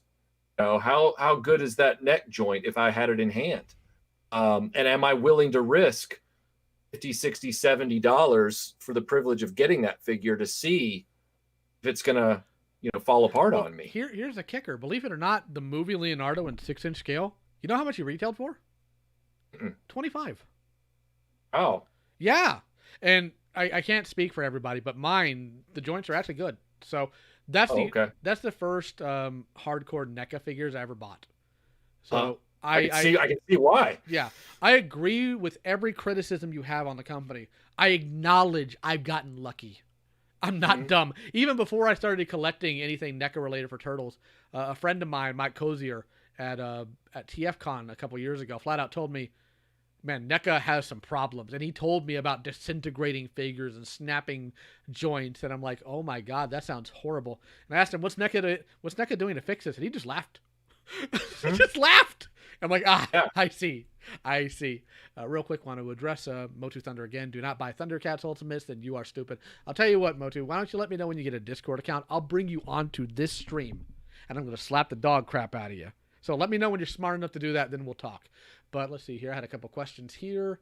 Let's see here. One question, both Lio and Michael. What is your favorite comic artist style and animated too? So you can go ahead and go first on that one, Michael. As far as comic artists, I love some of the classic work of guys like Garcia Lopez. That's his last name. I always mix up Jose or Juan when I'm saying his first name. But it's Garcia Lopez, the guy that did all the iconic style guides for DC Comics in the early to mid 80s. He did all the card art that would be on the Superpowers figures. Jose, thank you, JSP. And then I love Mark Bagley because he was one of the major artists on Spider-Man when I was reading it in the early 90s. So there's a nostalgia factor there. And I love Kurt Swan. I don't think anybody will draw Superman more iconically than Kurt Swan. There have been other great artists who've worked on the book, don't get me wrong. But of course, I don't mean to sound cliche, but there's a reason that Neil Adams' work on Batman is so well loved. He did such a great job with that book. As far as animation, I really like the style of Rankin Bass. I'm not a huge Thundercats fan for reasons that I've outlined and will outline again in the upcoming Thundercats co-starring Lyle Convoy. But love their artwork, and I love the way that they've done that. I don't even know who the animation house was for Ionic 6, but it's not a show that I'm really all that magnetized to, but their artwork, their animation on that show was top notch. Of course, I would be remiss in not mentioning the artwork of a Toy Animation who did Macross. I thought that two-dimensional artwork, second to none. It was just gorgeous stuff, as the Japanese are, known for doing. Yes. So. My answer, and real quick before I give it, I got a shout out here. Doggone it, Carl. Restoring broken NECA toys, call it NECAmancy. Doggone it, Carl. Real quick, Motu Thunder says, if you're show your face if you are a true Thundercats fan. Let me know when you answer that question I asked you a month ago. JSP says, that's the dilemma. I'm looking at Defenders of the Earth. They look gorgeous, but his fat neck made them. Has to be hesitant. The only figure from that line I'm looking to get is the Phantom because he's rad. Now, to answer the question, my favorite comic artist, if somebody were to say, you are before God Almighty and you must give an absolute answer of favorite, Jim Aparo, hands down. Uh-huh. I like all the artists you mentioned, Michael, and some of the others that I know of too, like Ed McGuinness, Jim Lee, all those, but Jim Aparo for a couple reasons. Number one, he drew the first Batman comic I ever owned, and it is a gorgeous comic. And here's the kicker: he got into a fight with ninjas, so obviously a personal favorite. But he had a way about how he drew human anatomy to where every detail on the hand was both simplified but also detailed, and I could not get enough of that work. I own so much of his collected editions, not as many as I would like, but I literally just bought the entire Spectre Omnibus for $125 last month because I knew it featured a lot of Jim Aparo's art, and I eat that stuff up. And this is what I have to say to like the one or two people in this stream that are younger. If you have personal heroes in terms of art, animation, voice acting, meet them now. Do it now. Mm-hmm. Find a way to get there because you're going to wind up like me if you don't. Jim Aparo died in 2005. Leonard Starr died in 1999. These people I really wish I would have met at some point. I will never meet. I'm never going to be able to sit down to Leonard Starr and ask him about his thought process for Thundercats and how he came up with his concepts. I'm never going to be able to shape Jim Aparo's hand and say, hey, you inspired me to do art. I'm never going to have that. So those of you who are young, do it now. But as far as animation goes, there's a lot that I love because animation's a medium. So there's all sorts of things. Of course, I love Rankin Boss. I really loved how Rankin Boss does swords. And Motu Thunder is Larry Kenny. He's on my friends list. We talk regularly. But I really love how Rankin Boss does swords. No other studio at the time did swords like that. And that just, I love it, and it stuck with me. All the details and doing them in motion is amazing.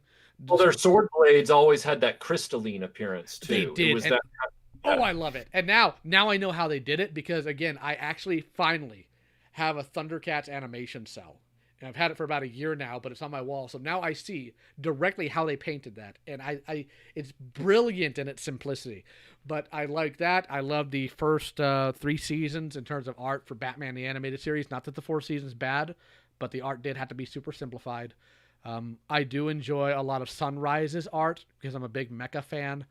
I'm gonna have to tease Michael a little bit here because he said Toei Animation because Toei used to be really good, and now even some of the bigger properties they operate on that they probably get paid a lot more for, it's just absolute garbage in detail. So yeah, I appreciate it, Michael, but this dude's my personal punching bag.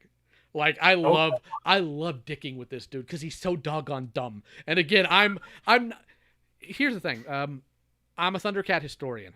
James Eatock is the He-Man historian, and James Eatock is the most lovely man you will ever meet. He is kind. He is polite. He's the proper British chap, and he will never say anything negative in the public sphere. He's very, very polite, very kind. So excellent. All right. Yeah. So people are so used to him and being proper and so kind and polite and never saying anything mean. They're like, well, Thundercats and He-Man is very well tied together. So they find out that I exist. They're like, oh, this guy's going to be like James Eatock. I am not like James Eatock. I love the man to death. Nothing bad to say about him. But right. I can be absolutely caustic. And if I think you're being stupid, you're going to catch the hands. I don't care who you are. So that's how this channel operates. How it's always operated. I've had people show up, well, why do you get so mean in the comments? Because you get so dumb in the comments. That's why I get so mean in the comments. I've had the same accusation thrown at me. It's like, why are you gotten so mean to your subscribers? It's like, look, don't start none, won't be none. Correct. Like, I didn't start swiping you out of nowhere. You have to leave a crappy comment for me to respond. And don't pretend like you didn't want me to respond. Don't do that thing. It's like, well, if you didn't want me to respond, you wouldn't have left a comment like that. So don't act like I'm the one with the deficiency. Okay. So that dog won't hunt. Real quick, Nicholas Dickens don't like Batman TAS. Wash your mouth out. Oh no, I love Batman TAS. I love it. I'm just saying that like the fourth season, because they intertwined with Superman the animated series, and this is factual. This isn't personal opinion. They had to alter the art style, make it more simplistic. So there may have been something lost there, but as far as generally scripting and writing goes, it's really good. Is James the guy who made the Battle Ram blog? I can't remember, but JSB says I'm really liking James or Etox Motu 85. I do. I love it. Like, I really wish they would just make James like the He-Man guy for Mattel, to where nothing gets past him. Nothing gets past him. If he give him veto power, and that man will make your franchise fantastic. Instead, they've given it to Rob David, and that dude's a complete clown. That's the dude. That's the dude who wrote the Eternity War for He-Man and wrote the Thundercats He-Man crossover, which was an absolute abomination. Crossovers. I mean, I know that there have been occasionally some that work, but by and large, crossovers in comic books and with major franchises that otherwise were never meant to be together are kind of like a long-running music act putting out a Christmas album. Yes. It's like this is the death knell for this at this point. We're now one step away from complete irrelevance. Was really interesting. I have a friend on Facebook named Lancelot Falk, and Lancelot Falk is a generally well-known writer in the field of animation. He wrote for the second season of The New Adventures of Johnny Quest. He wrote for SWAT Cats. He's written for other things too, but he's of an older generation than I am, and he's a massive Star Trek fan. Like, his love of Star Trek is like my love of Thundercats and your love of Star Wars. So when they announced that they were doing a Transformers Star Trek crossover, when you have two generations agreeing on something like that, it's like, who asked for this and why did we allow it to happen? It's like he's like, I don't like any of this goofy 80s stuff. I'm like, yeah, and why did you pick the warring robots and put them in a pacifist universe? Are you stupid? And of course it's terrible.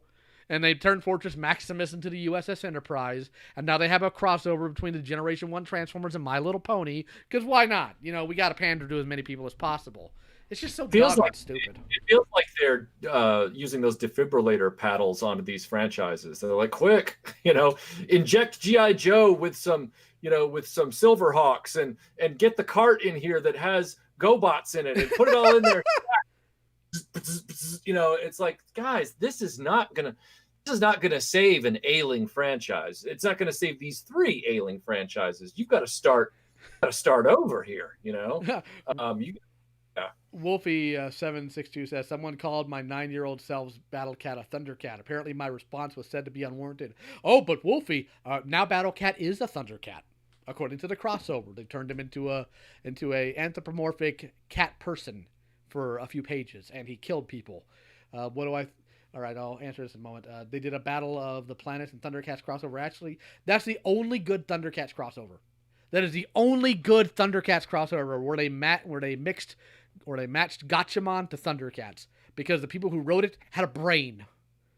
Let's see here. And also the artwork looked really slick on that comic, I remember. It is, and both versions of it, because they had one that was like a cartoon crossover and one that was more serious, and both arts are they're gorgeous. They're fantastic, and I like them. But let's see here. What do you guys think of the upcoming He-Man shows? Michael, go ahead and give your thoughts first. Well, I love how they're doing this shotgun approach where they're like, we're going to have two shows coming out. One of them is going to be a continuation under the supervision of Kevin Smith of the Filmation, and then the Filmation series. And then another one is going to be an all original reimagining. I guess it's on Netflix. They might both be on Netflix. I can't remember. And I'm going, wow. So right out of the gate, you guys are creating brand confusion. Like, when separate companies did it in the 80s, it was bad enough when you had Ghostbusters and the real Ghostbusters and your parents didn't know the difference and all that stuff. Now it's like, well, which one am I supposed to follow? Like, which one do I need to be following? Do I need to be following the reboot, the reimagining, or do I need to be following this Filmation continuation that Kevin Smith is going to be, shepherding.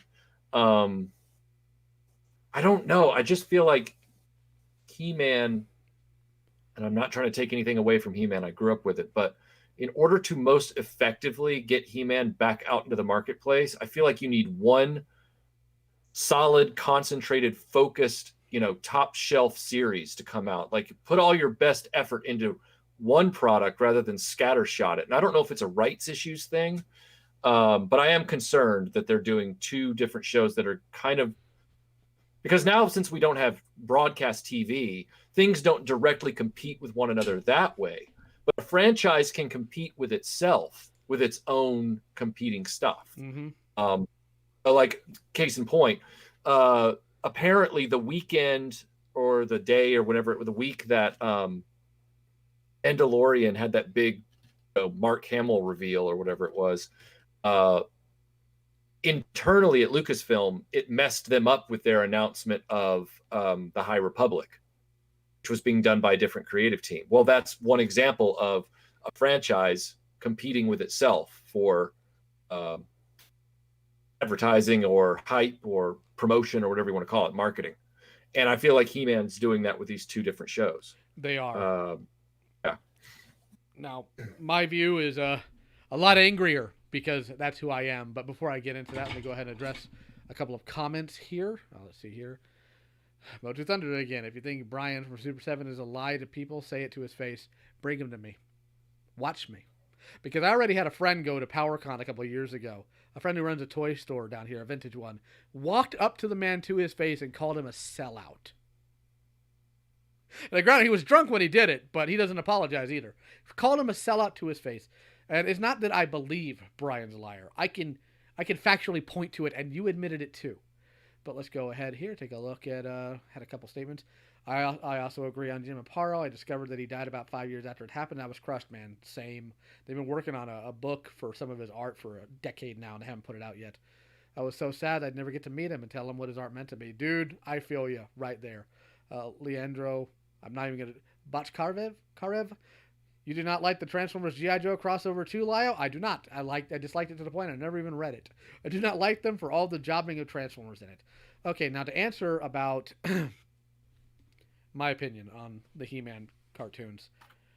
Twofold. Number one, I do not trust He-Man Revelation at all. And I don't trust it for the same reason Clownfish doesn't trust it. Clownfish TV doesn't trust it because they're worried that they're going to have quote-unquote woke agendas into it. I don't care. 90% of cartoons, whether it be our generation or modern, will have some form of progressive ideology in it. That's welcome to the entertainment industry, people. People put their values into their works. But my issue is Kevin Smith is a bad writer in the modern age. He's a bad writer. The man relies on nothing but references. That's all he does. Go read a Batman run by him. Go read it right now. All you're going to get is Batman being needlessly a prick, a womanizer, and let me reference this other great Batman story that I did not write. Comic Tropes was correct when he called him a sentient hockey jersey. That's what Kevin Smith is. All he's been doing this entire time is hyping up how good it's going to be. Has he told you what the show's going to be about? Has he told you the general line? Have they even released character designs yet? No, but they have the action figures for pre-order already. Any show that does nothing but hype with no substance, do not trust it. Do not trust it. Do not trust its product. We're less than a year out from it being released now, from what I understand. In the 2000X line, we had character designs, toys, all this stuff out in public. It wasn't for sale yet, but it was out in public. We don't have that with this new line. That should scare you. Well, not scare you because it's not that important, but that should raise some red flags. Now, the other issue I have is Kevin Smith has a really bad habit of doing this thing should age with its audience. If you can't watch the original He-Man, whether it be in Filmation or the comics, because He-Man's not enough of a womanizer, or Teela doesn't poke her butt out enough, or He-Man's not chopping people's heads off, shut up. Put down He-Man, throw it in the trash or sell it, and put on your big boy pants and go read Conan. Because that's what you want. Stop trying to turn something into something else. And I think that one of two things is going to happen. Either Kevin Smith is going to get so caught up in doing, look at this reference, guys, I totally know the material and lack substance, or he's going to turn it into some dark, edgy, grimlord garbage that only the most mouth-breathing, low chromosome, low IQ people are going to praise because He-Man's a big boy property now. It's like Game of Thrones. Now people at the office won't make fun of me for my He-Man toy. He-Man said the slur word. No. He-Man at his character, and I said this in a previous stream, I'll say it again, and this might offend some people because they want to think He-Man's the biggest, baddest, toughest guy who's so grizzled and hardcore. He's Herb Muddlefoot from Darkwing Duck. He's Herb Muddlefoot in personality and in moral values. He's just more approachable and he isn't annoying. And I'm saying that as a positive. Because He-Man, at his character, he is kind. He might be a bit sarcastic to his enemies, but he's polite, and his entire purpose is, I'm here to do what's right because it's right. One of the most well-known episodes of the original show was He-Man having a crisis of character because he thought he killed somebody. And that's the person they want to be turned into this savage barbarian. I'm sorry, he never really was one. Go ahead, Michael. I didn't mean to cut you off there. Oh, you didn't cut me off at all. I was agreeing with you, but to build on your point, it's been very frustrating as a Gen Xer or a early millennial, because we were all in the same decade together, to see how so many of our brethren want these characters to age up with them. And as I've pointed out in other conversations, and our grandfathers were reading the first issues of Superman and Batman, and then they introduced their kids in the 50s and 60s to Superman and Batman. Superman and Batman were still being written for 8 to 12-year-olds. Mm-hmm. Superman and Batman's comics had not aged up with our grandparents' generation. Grandparents were able to still have warm feelings and a sense of continuity with those characters because those characters were now able to be transferred down to their children seamlessly. And then those kids grew up to be our parents. And then they passed on Superman and Batman to us. And in the 70s and 80s, Batman and Superman and other characters like He-Man were still being written for the 7 to 12-year-old demographic. It's only since our generation in the 80s and early 90s has been growing up that we've demanded that these franchises edge up and age up with us as we become jaded, messed up adults.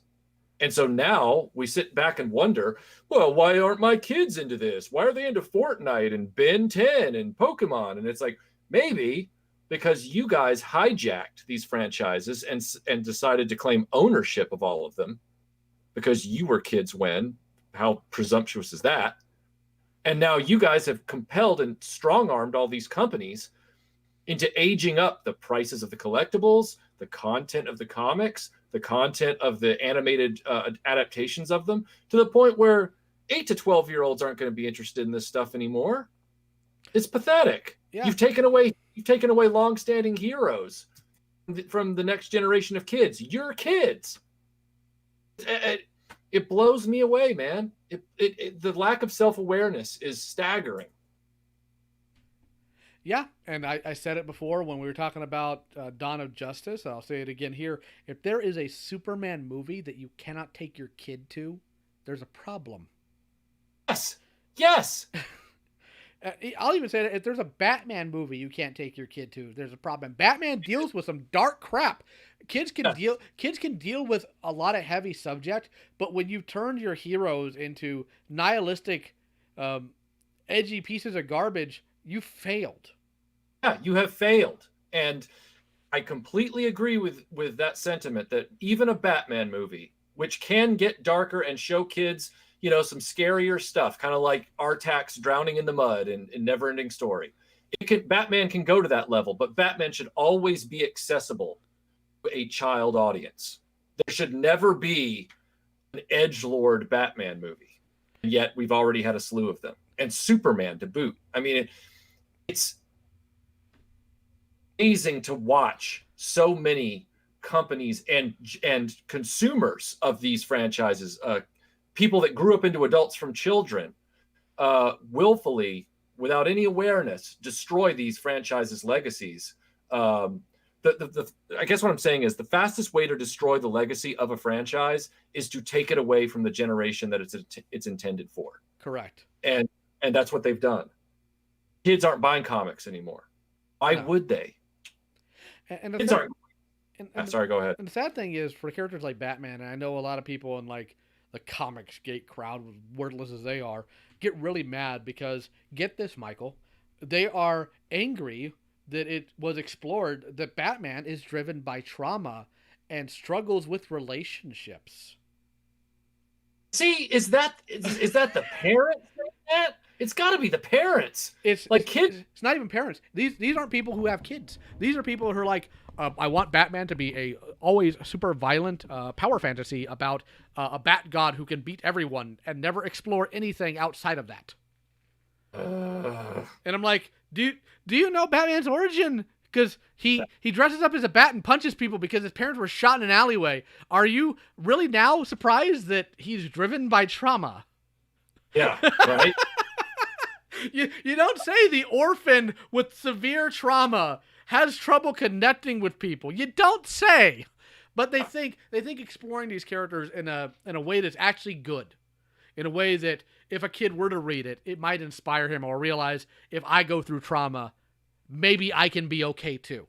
Instead of that, they want the dark, the gritty, the Batman who can beat everybody because he's Batman. It's so doggone stupid.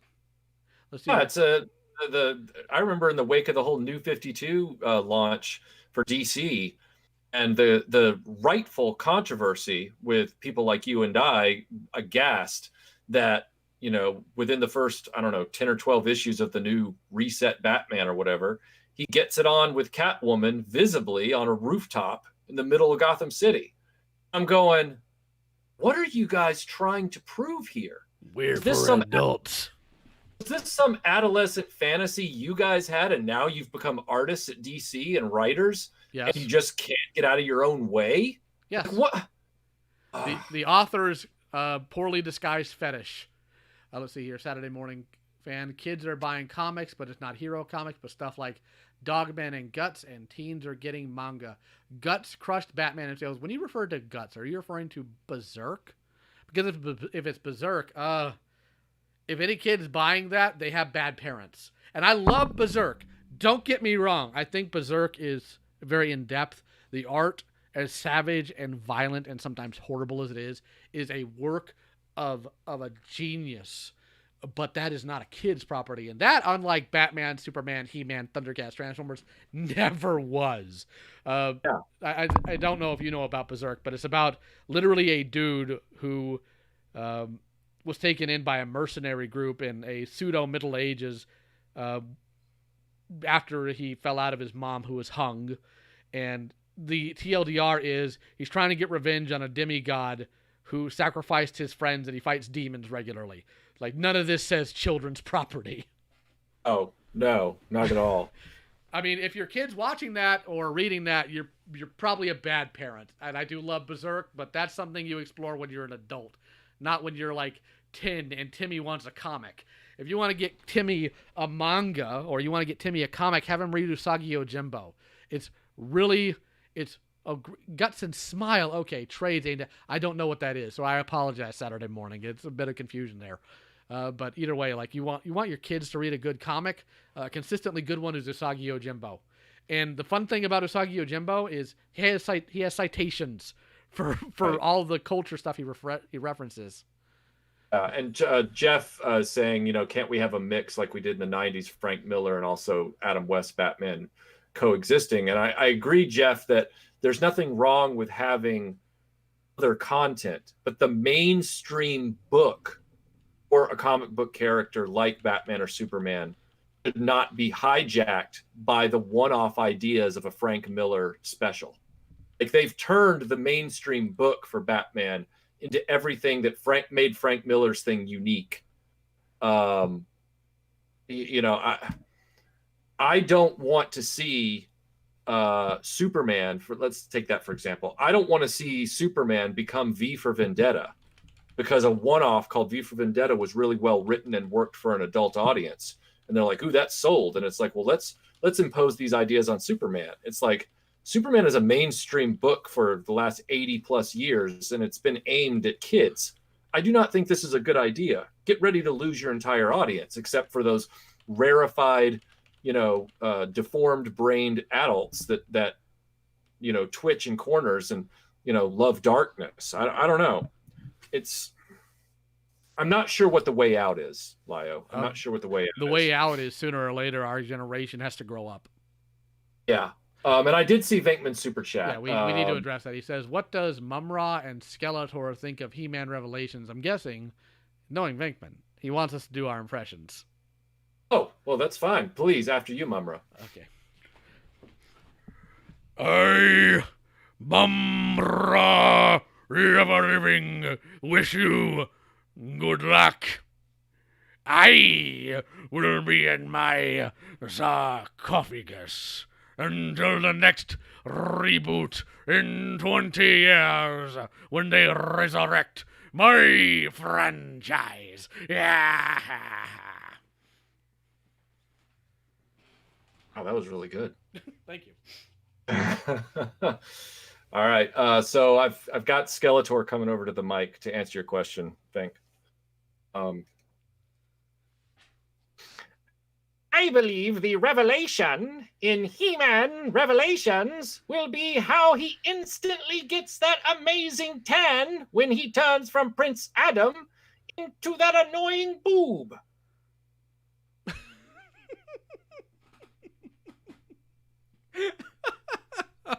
Oh, goodness. Real quick, Motu Thunder, ha ha ha! You call yourself a Thundercat historian. If you are not interested in Thundercats Ultimate figures, I'm just gonna ask you a question here. Thunder, do you think being a Thundercats fan is just about product consumption? You don't think it has anything to do with love and respect for the source material, the people who made it, the people who cared about it, the people who wrote it, drew it? I don't like doing the dick measuring contest on fandom. I don't, but I have a literal piece of the show in my house. This animation cell matters more to me than any Super 7 Ultimates ever will, because it was made by artists, true artists. It's not mass produced, and it is physically a part of the show. That matters more. I agree. So, again, Motu Thunder, you are not Mumra. That was bad. Well, I never claimed it was good, but more importantly, I'm just going to have to be a little mean here, and I don't apologize for it. Motu Thunder, I've challenged you several times to get a Discord account to come chat with me one-on-one. You say that you can do so. So, here's what I'm going to say about you. And I'm not going to ban you from the channel. I was thinking about it initially, but you are too much fun as a punching bag. If you jumped from the if these numbers were represented in feet, right? If you jump from your number of chromosomes to your IQ, you'd hit terminal velocity before impact. And yes, I know that was mean. I don't apologize. Let's see here.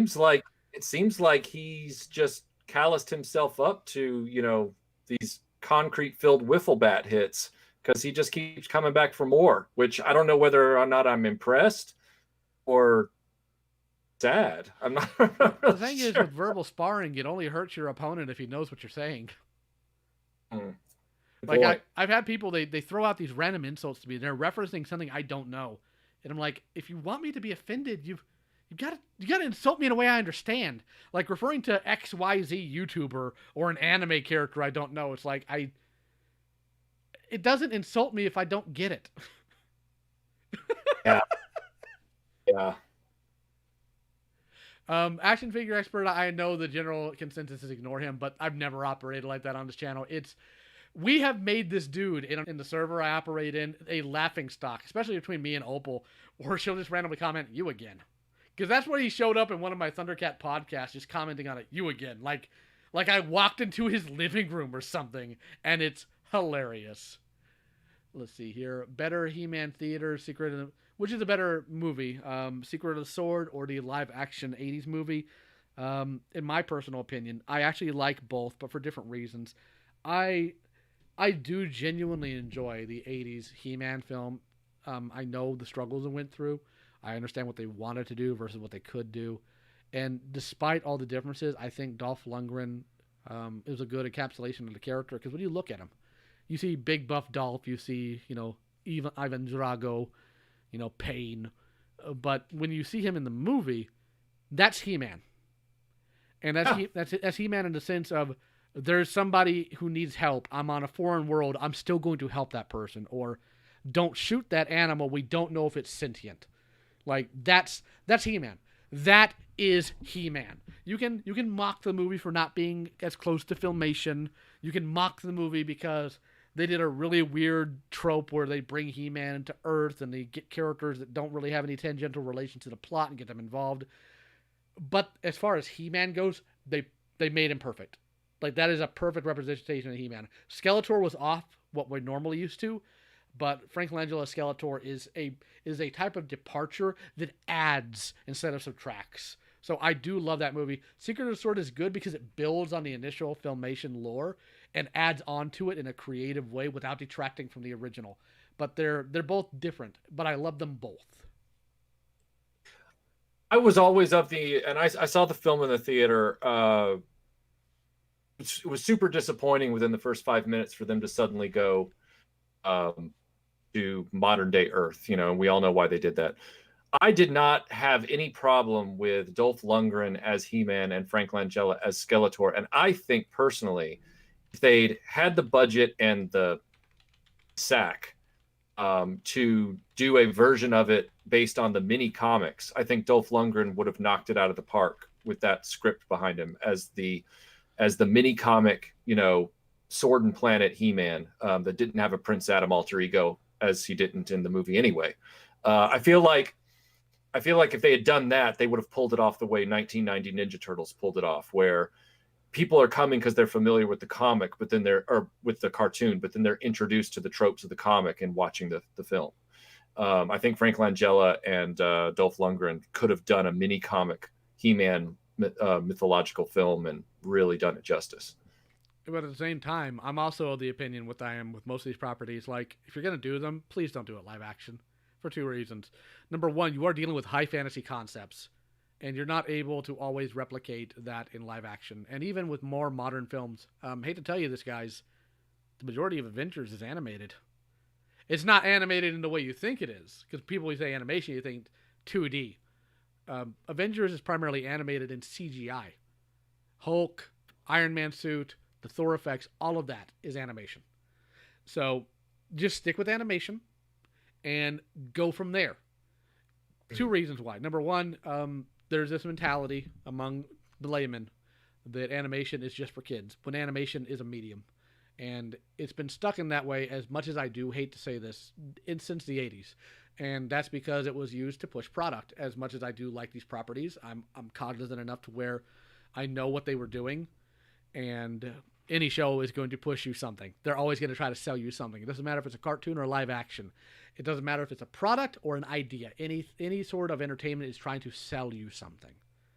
But I think that if we were to elevate animation in the mainstream to be more than just a kid's property, and we were to keep things that were animated as animated, it would do nothing but help that industry grow. Because right now it's stagnating, and it's stagnating for a myriad of factors, but one of which is it's not getting the representation it needs in terms of the stuff they cover. Real quick, Salvador, opinions on Megatron, Beast Figure, and the Red Line. I picked up Megatron, and because I'm a hardcore Beast War fan, I do love him. I have my suspicions, though, because the mold for him looks suspiciously like Rexy from Jurassic Park. I am guessing Hasbro's going to do a Jurassic Park Transformer using this mold.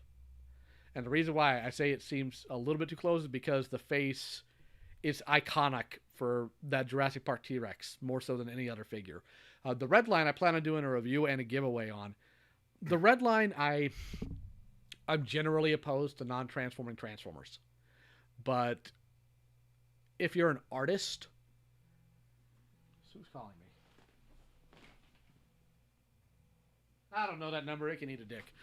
If you're an artist and you're really good with, or prefer to have like a 3D representation of what you're drawing for reference, I recommend them overall.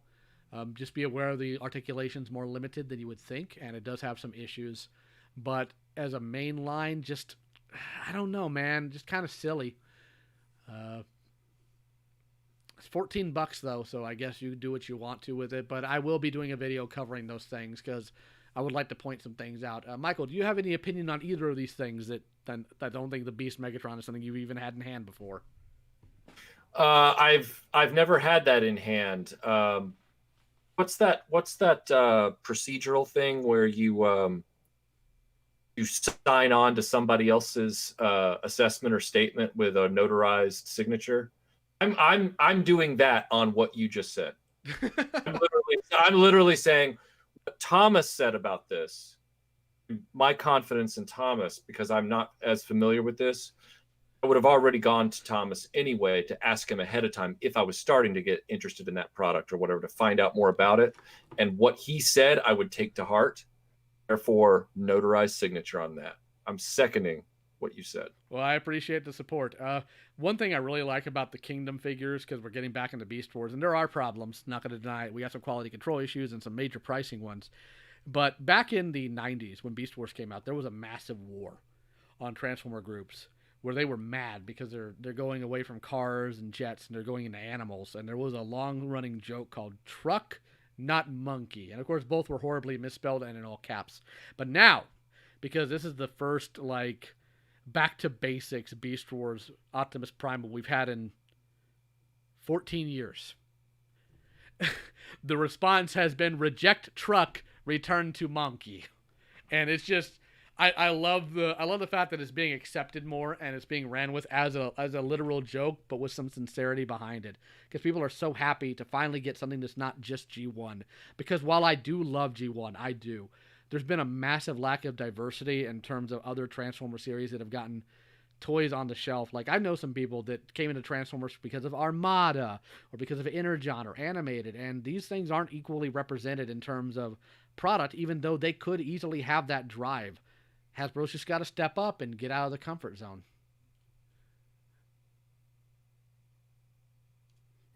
Yeah, Hasbro is they've gotten in a major rut with catering to they're the poster child toy company for pandering to what we talked about a few minutes ago, which is aging up all of the franchises and just continuing to glom off of leech off of the Gen X / early millennial toy collector generation. Those of us who were kids in the 80s, they're just continuing to chase us.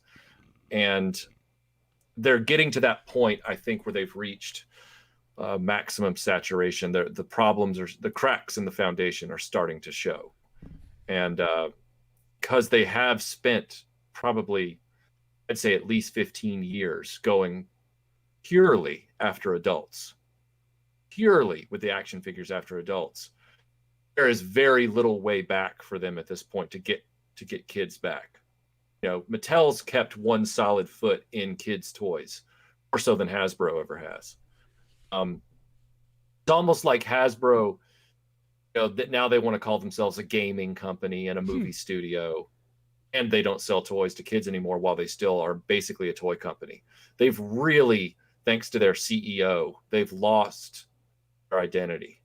I don't know. I honestly, I've given this way too much thought for somebody that's either employed nor cares what happens to Hasbro. But I do give it thought, wondering how does a company come back from that, knowing how inept corporations are. Gotten yourself in this kind of swamp. I just don't see a way out for them. The only way out is to go back to basics like they did in the 80s, and the way out was stop looking at the numbers. Yeah. Stop obsessing over focus groups. Stop obsessing over other things, and instead of worrying about it as far as numbers go, because you do to a point, right? Put it in the hand of creative people who love the property. The real American hero resurgence of G.I. Joe we had in the 80s was done by somebody with a love for the concept and built on it, fleshed it out, and made it bigger than it ever was previously. And you don't have that currently, at least not. Well, you probably have those people. I don't want to decry that, but you probably don't have that level of trust. And I can tell you that flatly, even because of some of the animators I know and the writers I know that are in the industry, where they'll come up with really good ideas, but they get shot down by directors or by the board because, well, we don't know if this is going to have the market share. But when you do something creative that resonates with people, you're going to make the money because people like good things. Yeah, absolutely. And I think they lose sight of that because they want all the investment here and now. They want low risk, high reward. So they put out trinkets that are low risk, that get high reward, and they don't experiment anymore. Like for all the ranting and raging, I see idiots like Geeks and Gamers that are quartering due about how, well, these things are too woke now. If you actually talk to an animator or anybody else, and I saw somebody say something like this when I was on Twitter, it's like people keep making these nonsense up, but when I go and I present a cartoon with a female lead, the response is always, why does it have to be a girl? If this was all about politics, that wouldn't happen. And we'd have crazy amounts of cartoons with absurd ideas. Instead, we just have kind of bottom of the barrel, sometimes mediocre things. And even when we have things that are high concept, they get muddied down. I can't go into detail about what I'm speaking of specifically, but it's insane what these corporations do to really good concepts because they're worried about hitting XYZ demographic or XYZ market share, or we have to get this rating. They always have these prerequisite requirements for unrelated things that they have to get this product to resonate with. In other words, everything ends up becoming vanilla pablum in the pursuit of making it appeal to everybody. And what they fail to realize is that a really, really good story with really well-written characters is what will appeal to the broadest audience. It's not a checklist of, well, it's got to have, an animal sidekick in there because right now, Shih Tzus are trending on Twitter or whatever. And it's got to have, a muscle guy with, a big tattoo on his, front pec because The Rock is really popular right now. Like that's how they think, but that's not what makes an enduring story. And it's a weird scenario because, the people who get mad about things, quote, being too woke or whatever are ridiculous because they're also missing the point. Like the corporation that's trying to check all those boxes that this other side is calling woke, they're both missing what's really important in a good story. Mm-hmm. Here's a case in point. All right. It's real simple. By today's standards, if this was to come out, the very first appearance of this character was to come out today, right? Zorro. Let's say that Zorro hasn't existed for the last 80, 90 years, whatever it's been. If Zorro came out today for the first time, it was the debut of this character, right? In any medium. Side over here would say, oh, well, they're making it a Hispanic guy because, look at the times we live in. And the corporation over here would have a checklist that would say, well, I really think for the importance of, checking that box, of making this appealing to all demographics, we need to make this character this way. So they're both doing the thing wrong and they're both missing the point. The reason that Zorro is so enduring is because he's an extremely well-written and compelling hero. It has nothing to do with his nationality or where he's from. I guess what I'm trying to say with that is corporation would make Zorro that way for their own pedantic reasons, not realizing that Robin Hood was also just as successful and it was the same type of story as Zorro, a completely different nationality of central character. Correct. I don't know. I use Zorro and Robin Hood a lot to try and explain this dichotomy between. They're old archetypes. So yeah. And you're right. Yeah. I said the same thing. I told people, if the original He-Man She-Ra came out today, and She-Ra came out after He-Man, the biggest argument would be, well, they're just trying to make a female He-Man to appeal to the women and the gays. And I'm just do you not see? And I had people in that Clownfish server. I asked them, define woke. Tell me what your metric for woke is. And every time they did, I could apply it to any decade of animation, any decade. It's like, well, we're pushing a progressive political values. I'm like, by that value, Captain Planet is a woke cartoon because it was pro-environmentalism, which at the time was considered a leftist position. It's not now. It's a bipartisan position. But back then, it was a leftist position. SWAT Cats would have been considered so because they talk about social issues. Same thing with the original Batman the Animated Series. All these things, that's why you can't trust these definitions, because they don't. A definition only works if it is consistent, and it's not. Right. Real quick, I had a couple questions here. Try to find them now because we got talking. Let's see here. Where is it? It was a question about the Beast Wars animes.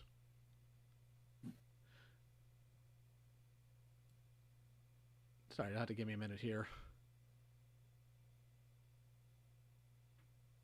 I can't remember who asked it, but somebody asked if I would like to see the Beast Wars animes come to DVD here in the United States, and I would. I prefer dubbed because I often do things while watching shows. But I would love for Beast Wars the Second to come here because, you know, the character my screen name is from is based on that. And I would love Beast Wars Neo because, Michael, Beast Wars Neo is Police Academy Transformers. And it is goofy, but it's a fun type of goofy. It's about this hotshot commander named Big Convoy who turned into a woolly mammoth who is a bit of a renegade, and he gets stuck on a ship of new recruits and has to train them. And it is wild because they don't know what they're doing. But no, I'd love to see stuff like that, but you know, unlikely because even most Transformer fans are like, we didn't ask for this. We don't really have a concern for it. They're more concerned with the Japanese Transformer series that came out in the late 80s, early 90s. Wow. Well, Transformer fans can be fickle. I mean, oddly enough, of all the communities I've dealt with, the Transformer community tends to be the most accepting. They have no problem with criticism in so much as the toys themselves because we're kind of a pedantic lot. But I will tell you, next week, I'm having a stream, and I'm going to see if anybody's going to have the cojones to show up, where I am going to be debating people about my Optimus versus Rodimus video. And I want to see if any of these clowns that got super mad about it are going to have the balls to show up and actually try to argue with me about it. I don't think they're going to, but it'll be amusing because that video has caused so many people to get unreasonably angry at me. And then they get mad when I fire back at them.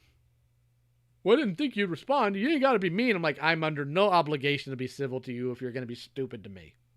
Exactly. That's always been my attitude too. It's like, I'm so sick of this predilection of people on social media to think that there's these unwritten rules that they take as gospel, where if you're a content creator, I can talk to you however I want, as rudely as I want, but you are supposed to treat me like the second coming in response to anything I say to you. And if you don't, then you're in violation of the rules. I'm like, show me those rules. Show me where that is. Show me where it says you're allowed to be rude to me and I'm not allowed to be, rude and kind back to you. Correct. And I will say, show me those rules so I may now immediately disregard them. Yes. Because I do what I want. I challenge you one day, Motu Thunder.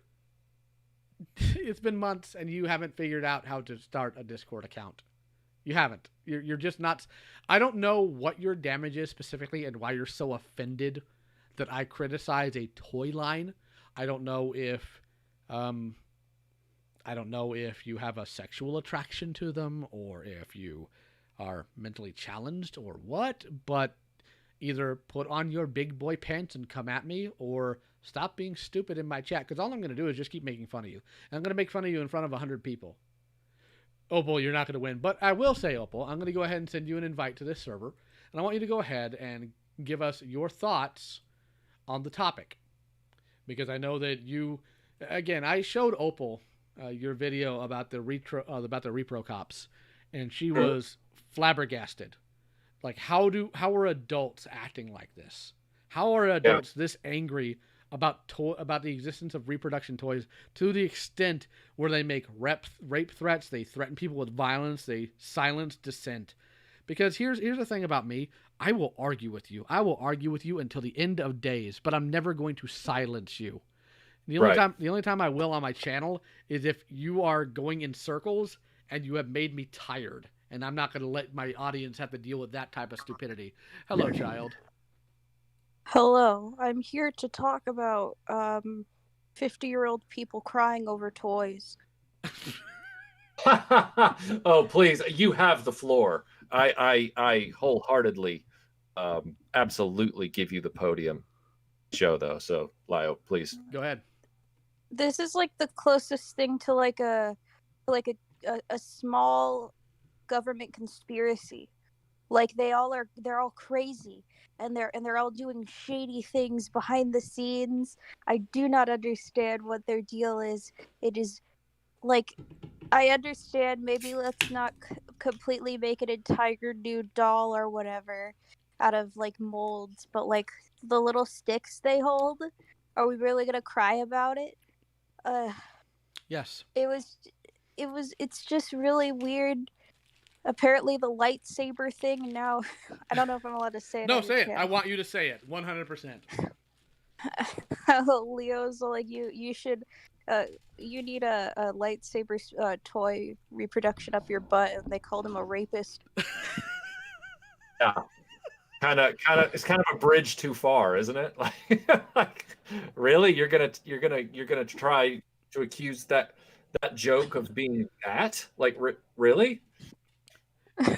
Yes. So, and he told me it was like 30 to 50. Yep, that's their age range. Yeah, it's 30 to 50-year-olds. 30 to 50-year-olds doing that.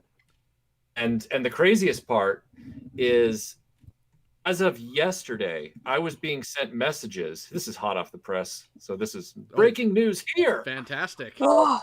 Yeah, the guy I was telling you about named Baby Huey, he has announced, he has just announced that his next upcoming Star Wars toy convention that he runs, charges admission for, all that kind of stuff, he's going to have a custom Boba Fett action figure manufactured as an exclusive, a vintage-inspired Boba Fett for that show. So reproduction. Uh-huh. And I'm going, now, wait a second. But what gives? Also, the guy that I called General Hines, I found out afterwards, because after the video came out, people were sending me more intel because they suddenly knew that this was a thing. He sent me photos. A guy sent me photos from inside General Hines' toy store. And right by the register, he sells bootleg Lego minifigs of Mandalorians that you buy from China. They're like unofficial Lego minifigs that are all done up to look like Boba Fett and Jango Fett and the Mandalorian. Just like McFarlane. Uh-huh. Yeah. He sells those right by the register. I guess those aren't repro either, are they? Rules for thee, but not for me. That's what right. They did to Chico. God. Yes, that is what these adults do. They get really mad. And here's the thing: I got in from Smith and Lord Creations because I ordered some, the reproduction blaster pack, because it's a set of 12. Yeah. And I'm looking at them, and when I do my reproduction video, which is going to be like in a couple months or so, I need to know, and I'm going to ask, and I want an answer from these idiots. What about this piece of plastic? Matter of fact, right now, let me see. Where did I put that doggone scale? Old man losing his... Well, I know what you're gonna ask. Oh, there it is. Give me a second here.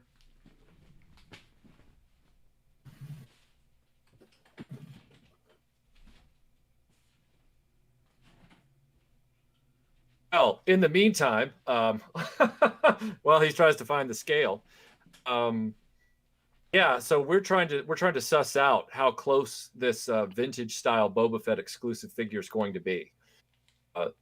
Anything related to, quote, custom but vintage style, I can't see how that is getting a pass in this weird cult world of anti-repro, especially in the wake of everything that Lio and I have talked about in the last few months on YouTube. That has actually caused them to accuse us of the wildest things to try and silence us. You know, they have. Go ahead, Opal. Sorry. So I was just gonna say I've never met a Star Wars person that like hyper fixated over Star Wars that wasn't a crazy person. Mm-hmm. So I just want to put that out there. Oh yeah, yeah. We reach, Opal. We reach. Again, they've accused me of some weird stuff, but I don't think anybody, Opal, has yet to beat the.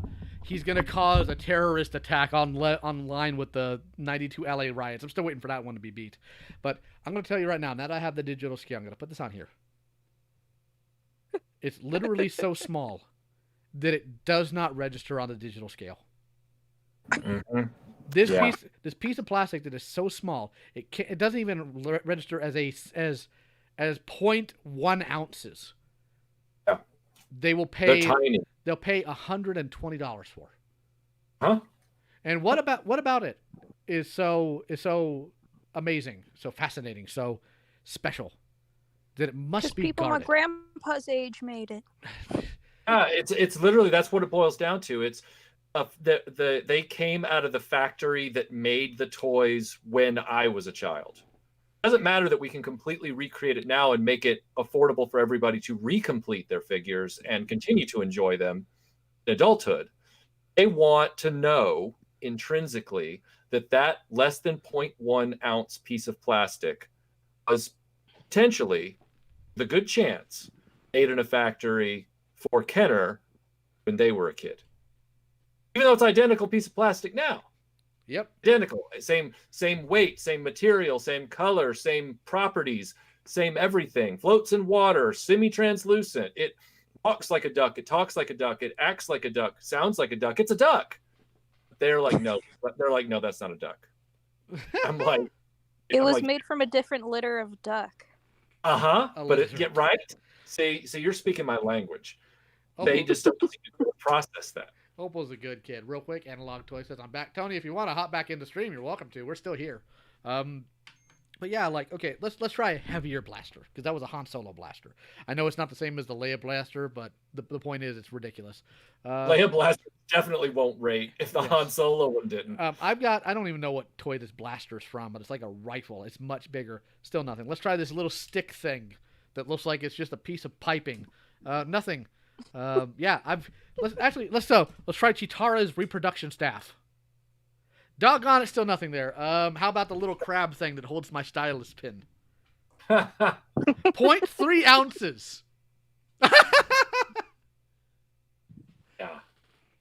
So back to the chat here. Again, Motu Thunder, anytime. Matter of fact, yeah, go ahead, chat. Everybody ping Motu Thunder. That'll be fun. Give him grief. I don't care. As long as you don't call him a slur, as long as you don't dox him or something, have fun with him. And I'm still, Michael, that's one point of contention I have with you. One point. You didn't call him a crazy mother ducker at the end of the video. For that Tubbs video. Yeah, that was a missed opportunity, wasn't it? Dude, I can't believe it. And I had some dude show up in my emails like, hello, I help people write scripts for their YouTube channel. And I saw your channel and I'm very interested in helping you write scripts. I'm like, okay, what's my channel about? You cover a wide range of videos. Like, which one got your attention? And he pointed to the one where it talks about animators on the rise of the Teenage Mutant Ninja Turtle cartoon drawing porn of the characters. And at that point, I'm like, he just randomly looked. He has no clue what this video is actually about. I'm like, yeah, no, bye. No. I just got the craziest email yesterday in a similar fashion. Exclusive invitation to join new Rolling Stone Culture Council. Oh, boy. I looked this up. It actually is Rolling Stone magazine. Doesn't make it any better, though. I'll just read you this one little paragraph here. Rolling Stone Culture Council is an invitation-only community for innovators, influencers, and tastemakers in the worlds of music, entertainment, food, beverage, and cannabis. Ooh, sounds like it's right up my alley. What are we talking about here?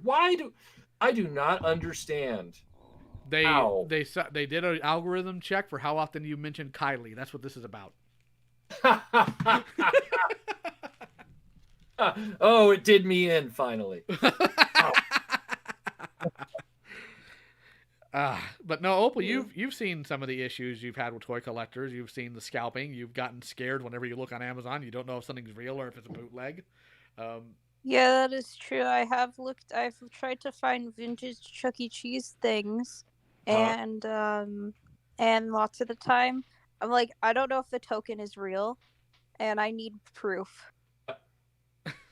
Because especially with the whole challenge coin industry, and I'm being serious, I'm not even setting you up for a joke.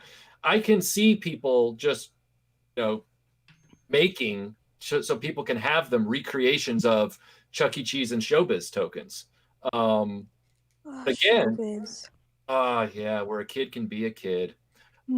But yeah, never will my dreams of hanging out with a giant animatronic drummer gorilla be realized again. From me. They've taken something from my soul. But in that same vein, yeah, I mean, there's a lot of very excellent maker movement recreation going on out there because there is a demand for certain things. They stopped making them because when you go to Chuck E. Cheese now, you have this sort of bracelet that you wear, and you buy like digital tokens, and you take them, and you there's like a sensor on it. You place it onto the game machine, and once that sensor is there, you can start playing it. And so they're not making tokens anymore. And so after like maybe like a couple of years, I'll be like fine with the repos. But there are so many right now. You don't need to do that right now. Do not flood the market. Right. There is a dearth of tokens out, or the opposite of dearth. Getting my English confused. There's a wealth of tokens out there right now that are in surplus. Yeah, you're absolutely right. That's interesting that they've stopped doing that. It's kind of scary to think that Chuck E. Cheese, of all places, is going full Minority Report with their technology. It is upsetting, but you have to have faith in these people. Mm-hmm. I very much love him, and I will have faith in him that he will not fuck my life up. Talking about Chuck E. Cheese? Yes. She loves Chuck E. Cheese. Like, I don't get it, but she's a good kid, so it's okay. No, I have a great story. I have a great story for you. I was firsthand witness to this, all right? So picture it. Let's take the Wayback Machine, 1980. I think it might have been 4 or 7. Might have been 7. Actually, it might have been 4 or 7, somewhere in there. My brother was going to someone else's birthday. They were having at Chuck E. Cheese, and I went along because my mom was helping coordinate the birthday with a family friend for my brother's age appropriate friends or whatever, and I couldn't be left at home alone, so I went with them to Chuck E. Cheese for this birthday that wasn't my brother's friend. So anyway, Chuck E. Cheese back then wasn't as brightly lit as it is today, but it was still a place for kids and everything like that. Well, Jonathan had this. That was my brother. He had this obsession with big characters in animal costumes, like Disney Mickey Mouse characters at theme parks. And I understand his appeal. Oh, okay, there you go. So Chucky was wandering around, the big mouse, and I'm sitting there playing the Star Wars arcade game. I look over to my right, and Jonathan is now preoccupied with trying to get as close to the big mouse Chuck E. Cheese guy as he possibly can. So he goes over there, but Chucky's got his back to Jonathan because Chucky is entertaining the birthday kid and a few kids. And Jonathan was just like, Jonathan was never one to he didn't like not being the center of attention. So he decided that he was going to try to get Chucky's attention by tugging on his tail. No. Where this is going, right? So I'm watching, all right? I was there. I saw it all, all right? I literally let my life on the game die. I literally lost all my lives on the game because I was looking over. I'd stopped playing the game. My hands were still gripping. They were gripping the Star Wars control yoke, and I'm watching this tragedy unfold. So Jonathan pulls the tail, to try and get Chucky's attention. Because Chucky's outfit is so big around at that circumference, he doesn't feel that the tail is being tugged. The tail rips off in Jonathan's hands, Jonathan's 7-year-old hands. So now he's got this big stuffed rat tail in his hands, and Jonathan freaks because when you're a kid and you've broken something, especially something that isn't yours, Jonathan was not instinctively a honest child. Jonathan loved to make stories, and he loved to try and get out of trouble, blame other people. So Jonathan took the tail and immediately threw it between the wall and the Frogger arcade cabinet. No. And ran. And at Chuck E. Cheese, I don't know if they still have it this way. But remember how there was like the Swiss cheese tunnels that you could crawl through? Yes. Okay. He ditched the tail behind Frogger, ran to the nearest mouse hole, and ran into the Swiss cheese maze. And I didn't see him for an hour and a half. Like, I don't know what happened. And finally, Chucky just kept doing his thing. And then eventually he turned in the right direction or whatever for the person behind the gift shop, the skee ball tickets turn in, to see that he was tailless. And they came running out and was like, hey, we've got to, take you back inside. And, before the kids really noticed that Chucky's tail has been ripped off by this misanthrope that's now somewhere up in the cheese. So it's, that was my Chuck E. Cheese story from the 80s. Brother ruined the very valuable costume, and I hope he thinks about it to this day. You have to understand, Michael, I will occasionally get texts from Opal at like 1 a.m. when I'm sleeping on the weekend of some dilapidated, destroyed Chuck E. Cheese animatronic or costume. She's like, Lio, it's only $1,000. I need this. It's only, you do not understand that $1,000 is not a lot in the grand scheme of things. It is a lifetime of happiness. I don't know. I take a look at the way those things are decrepit and dilapidated. And I'm like, there's demons in there. I know there's demons in there. I can't tell you how, but I know there are. Yeah, it was weird when I was growing up. It was Showbiz was still the more dominant. Chuck E. Cheese's were around in my area of Nashville, Tennessee, but Showbiz was the more dominant there for a while until Chuck E. Cheese, of course, bought them out in the late '80s and rebranded all the locations. But that was one of the marked times that I was in a Chuck E. Cheese in the '80s, and man, I'll never forget seeing that tail just rip off. Then seeing my brother show first signs of turning into a criminal. I was never fortunate enough to see a real Showbiz pizza, but if I'm ever like a Make-A-Wish kid or something, then that's gonna be my wish or whatever it's called. You watched the I documentary. need to see it. I assume you've watched that documentary, Rockefeller Explosion, about the No, I haven't. Oh, I didn't know that there was one.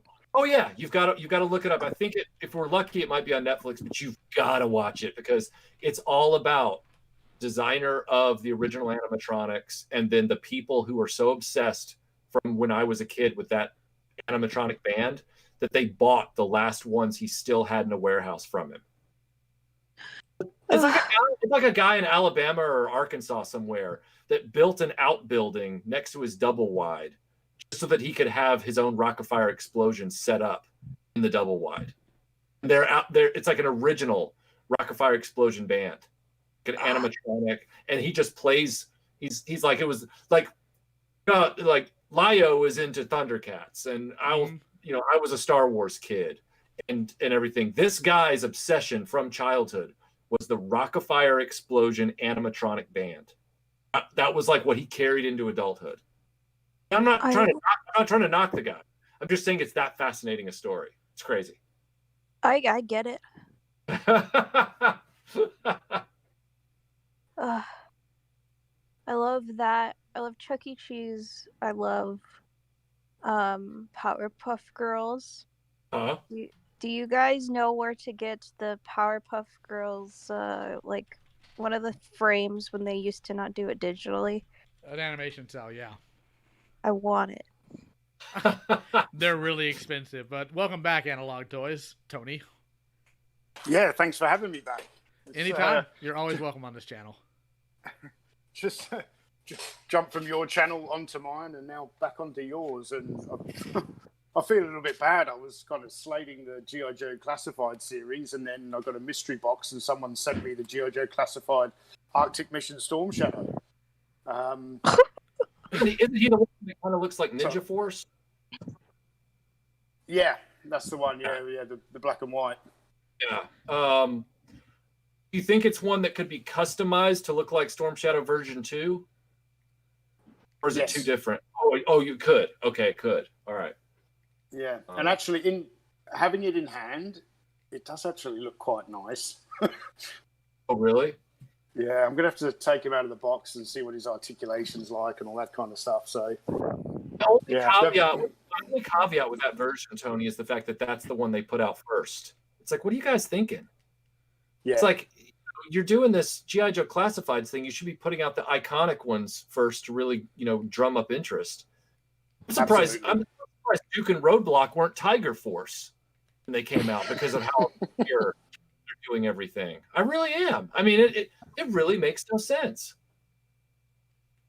Yeah, they were G.I. Joe Nerf Force instead.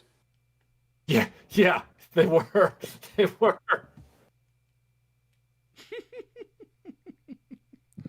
If I were ever to get a P.O. box, I'm pretty sure somebody would send me a bomb. This dude's mean about cartoons and toys on the internet. I'm going to kill him because I feel bad. Give out your address. I do, and nobody's shown up yet because they're pussies. See, that's the thing. That's the thing is that we have a P.O. box just because, just do. And it's just seems like that's the way it's done. The one thing I'm always kind of jealous about when it comes to Tony versus myself, when it comes to the channel and that aspect of it, meaning the mystery boxes, the donation boxes, everybody, and I'm waiting for the day that it happens. I don't want it to happen, but I'm waiting for the day that it happens where a troll or something sends, exploding glitter in a box or, God forbid, something worse. I think ideas. I'm not trying to give anybody ideas, but what I'm saying is nobody would go to the trouble to do that, to send Analog Toys a box, because it would cost them $100. It's like, you know what? Why would I do that when I can send it to RetroBlasting for 10? Well, you know what I'm saying? That's the funny thing about Tony from Analog Toys here. Like, between the three of us, he's the most like I don't want to use the phrase soft spoken, but it's the closest thing I've got. He's like really balanced. He's very calm, but he's also the only one of the three of us that's actually been in like active combat and has ran out there in the middle of war. And if that does not terrify these people, I don't know what should. It's never the loud mouse that you have to worry about. It's the quiet guys. Yeah, you probably see a bit more of the. I mean, you always see the real me on Analog Toys. I'm not trying to be somebody else, but I try to keep the channel PG. I try to talk about stuff that I like. I don't mind pointing out flaws. I will. Obviously, I've done some videos about Classified series when it first came out, and I didn't like it. But certainly, I think on the Patreon, you see a bit more of the real me, if that makes sense. It's not quite so PG on Patreon with some of my messages. So I try to be PG in the fact that I don't use cuss words, but I am very mean. Yeah. Well, I found a link to a version of the full documentary on YouTube. I don't know if they've cropped it to. I'm not sure. They might not have cropped it, but I thought that documentary was in 16:9, but this one's in 4:3, which may have allowed them to get past the bots. But it seems pretty watchable. So I've put that link in the chat, but I'll put it in the general voice chat as well. Let's see. I'll put it here in Discord. Yeah, so there we go. So I'm going to put that there. So if you go to general voice chat, you can find it. Let me see here. So Tim Ward's saying into the chat that I would gut anyone who came within a mile of my house, which is pretty much true. But also, you've got to travel a long way to get within a mile of my house. Like the next nearest town to where, so the population of the town I live in is like 19,000 people, I think it is. The next nearest town is 225 kilometers away. There is like nothing in between, just the outback, as they call it, the Australian bush, crocodile-infested rivers, that kind of. That's for very isolated, and I like that. I can see the enemy approaching when you live so isolated. Yeah, I can imagine. Go ahead. To find you, you've literally got to go on walkabout. Like, to find you, that's literally what you have to do. Incredible. I can just imagine him sitting there at the end of a long, long road that's just littered with landmines. It's like, oh, you come this far. Respectable. I'll give you a quick death then. Yes. God, I swear, if I ever had the opportunity, and I will one day, to just, show up to hang out with Tony, I would be very tempted to not drive up, but drive up about 2 miles away, dress up like Quigley Down Under, exactly, and then just walk right on up to his front door, and just look like Tom Selleck from that movie, just to say, yeah, I've come from afar, and I'm here to say land. I was tempted. That would be awesome. I was tempted to do something a little weirder, and I've said this to you before, Michael, where I was tempted before to just go to Dragon Con and not tell you I was going to be there, but have a full body Snarf costume and always just be right outside of your field of vision, enough to know that you know I'm always there, but not enough to catch a full glimpse of me. Yeah, like the opening first act of Halloween, where they keep thinking they see Michael Myers behind the hedge in broad daylight, and they're like, no, I guess not. That would be unsettling. Just like go on social media, guys, I don't know, but I think there's this stocky dude dressed like Snarf shadowing me at Dragon Con, and I don't really know how to respond to this. I'm not sure if it's Thomas or not, or somebody who heard about Thomas's plan and now he's messing with me, which is unsettling. But as far as people showing up, in 2019, I mixed it up with some zoophiles, which are people who think diddling dogs is an okay thing to do, on Twitter. And one of them got so mad. He screenshotted a mean thing I said about them and said, to all zoos in the area, this guy lives in the Houston, Texas area. If he cannot be polite, he needs to be taken out. And I'm just sitting there like, sure, come on by. Because two things is going to happen. One, somebody's going to learn a very terrible lesson. And two, there'll be one less zoophile on this planet by the time I'm done. I live in Texas. We're not only a castle law state, we're also a stand your ground state. And it would be horrifying.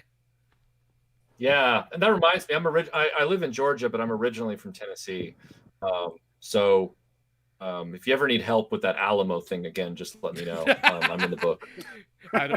Well, I appreciate it, but it's less of Alamo in this case and more of the Battle of Thermopylae. Everyone, I put a very important petition in the chat. Opal, you have got to stop making random change.org petitions. What is wrong with you? All right, I'm looking this up.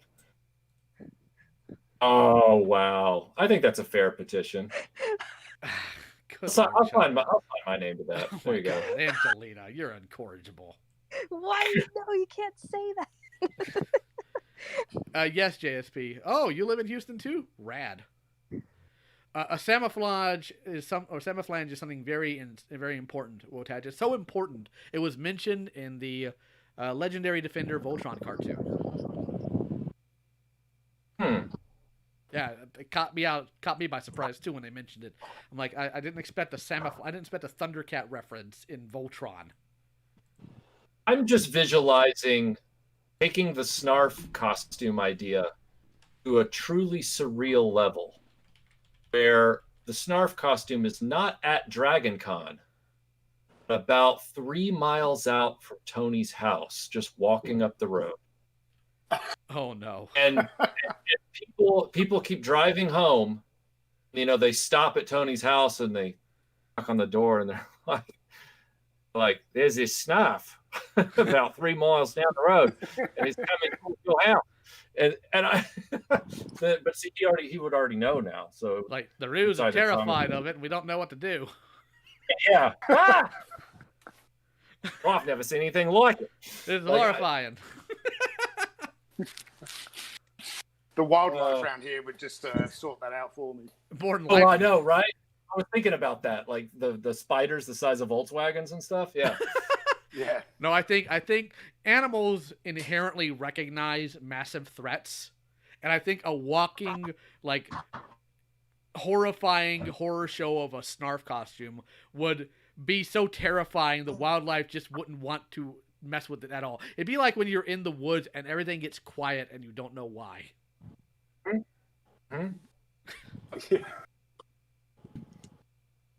In many ways, Australia is Third Earth because it has all these exotic beasts and all these exotic landscapes that are very unfamiliar to most individuals, but it's not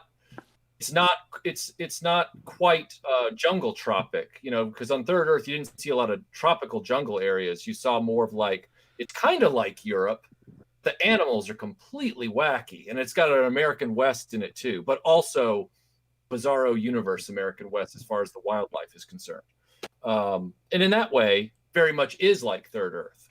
And with its proximity to Southeast Asia, it is not outside the realm of possibility in Australia versus anywhere else for a Ronin samurai to maybe take a jaunt, walkabout every now and then, like in Third Earth.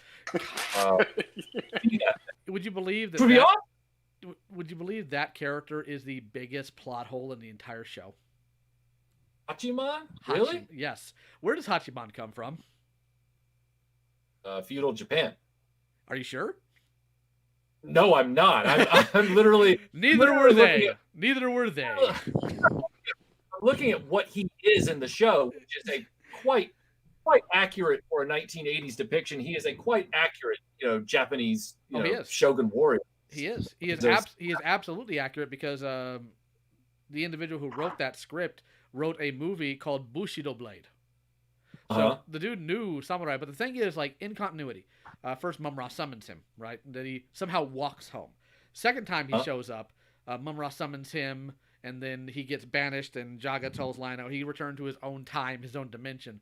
But another time, he's apparently the ruler of a world called the Planet of the Red Sun. Oh, and he has that tracks. He has a mechanical horse that he uses to fly through space. Hell, guess what then?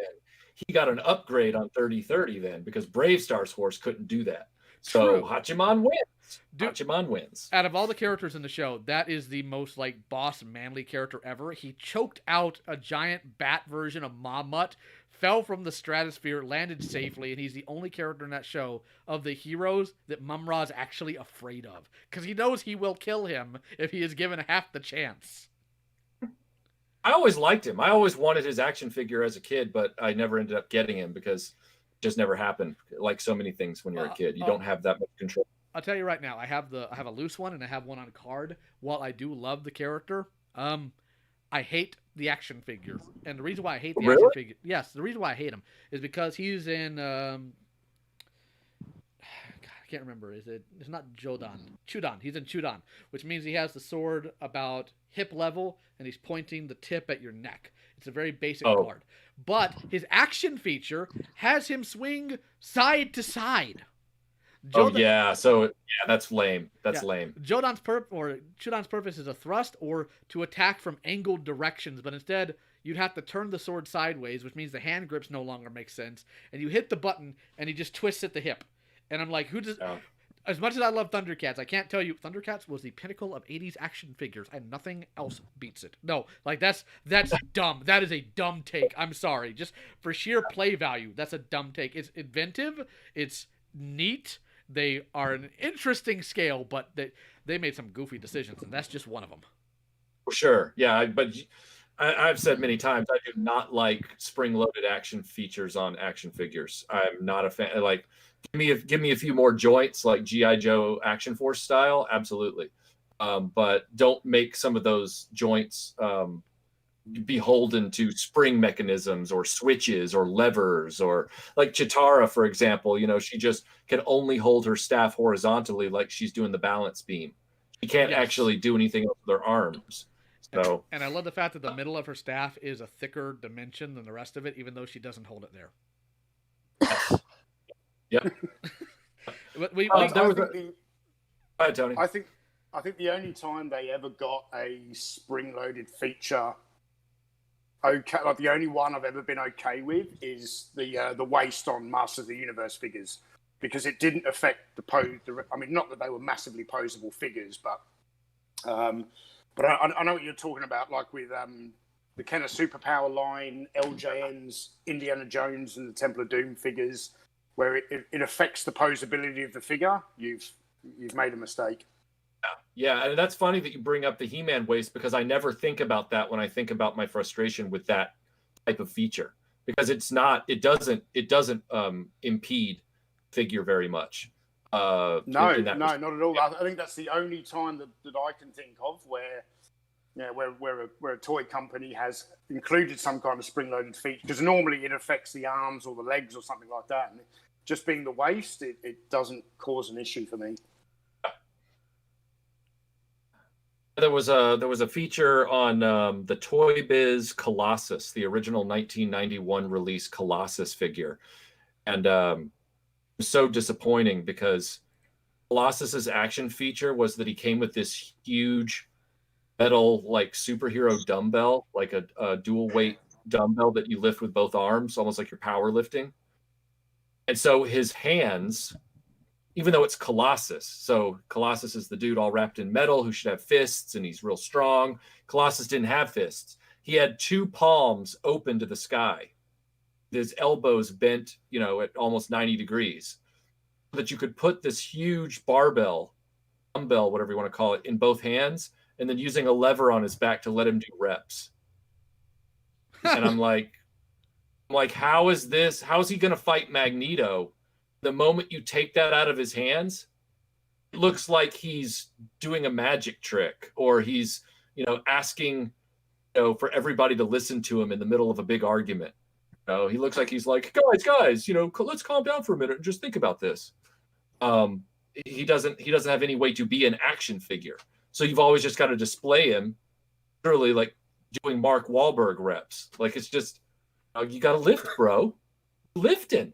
That's what we're doing. We're X-Men. We lift. It's like, who thought that was a good idea? I've just Googled an image of that action figure. That is dumb. It's almost so dumb. I mean the general you, not you specifically. It's almost so dumb that anybody who's sarcastic kind of wants to have it on hand just to prove to people that it's real. Like, it's that level of weird when it comes to these toys. Who am I? I've never done before. What do I know? All right. Well, as much fun as this has been, we're going on, or we just surpassed 3 hours now. Well, that's your fault, not mine. You could have ended this at any. I'm not blaming anyone. I had fun, and I don't regret a single minute of it. Well, especially when I came in. That's true. When Opal came in, she sparked memories that I was able to relate to the audience. I'm so glad, by the way, that I was able to give you that story from vintage Chuck E. Cheese, because you being someone that holds Chuck E. Cheese's memory alive, you deserve to have that story passed on to you. Exactly. I will bring it to my children and their children, and if I'm alive, their children. Yep. She will. Everyone will know about that time your brother ripped off Chuck E. Cheese's tail. Hitched it behind Frogger. All they really had to do to make kids never do that again is put a blood packet on it. No.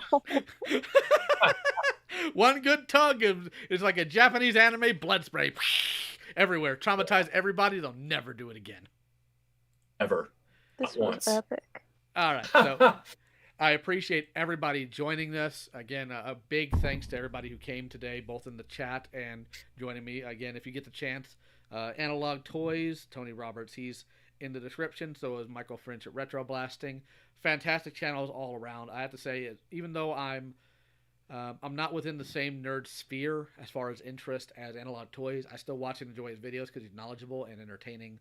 Michael French and I, we operate within the same spheres. We have the same values in terms of trying to be objective about as much as possible about what we review. I recommend them both very heavily. Opal, she's kind of all over the place. Once she establishes herself a little bit more in what type of content she wants to make, then we'll go from there. But I appreciate everybody showing up, and I look forward to doing this again in the near future. Thanks for the Give me invite. money and I'll make videos. Last time I had you on, you did some horrible things, child. I did. I only did one bad thing. One. Okay. So thank you all for joining us, and we're going to go ahead and cut it out here.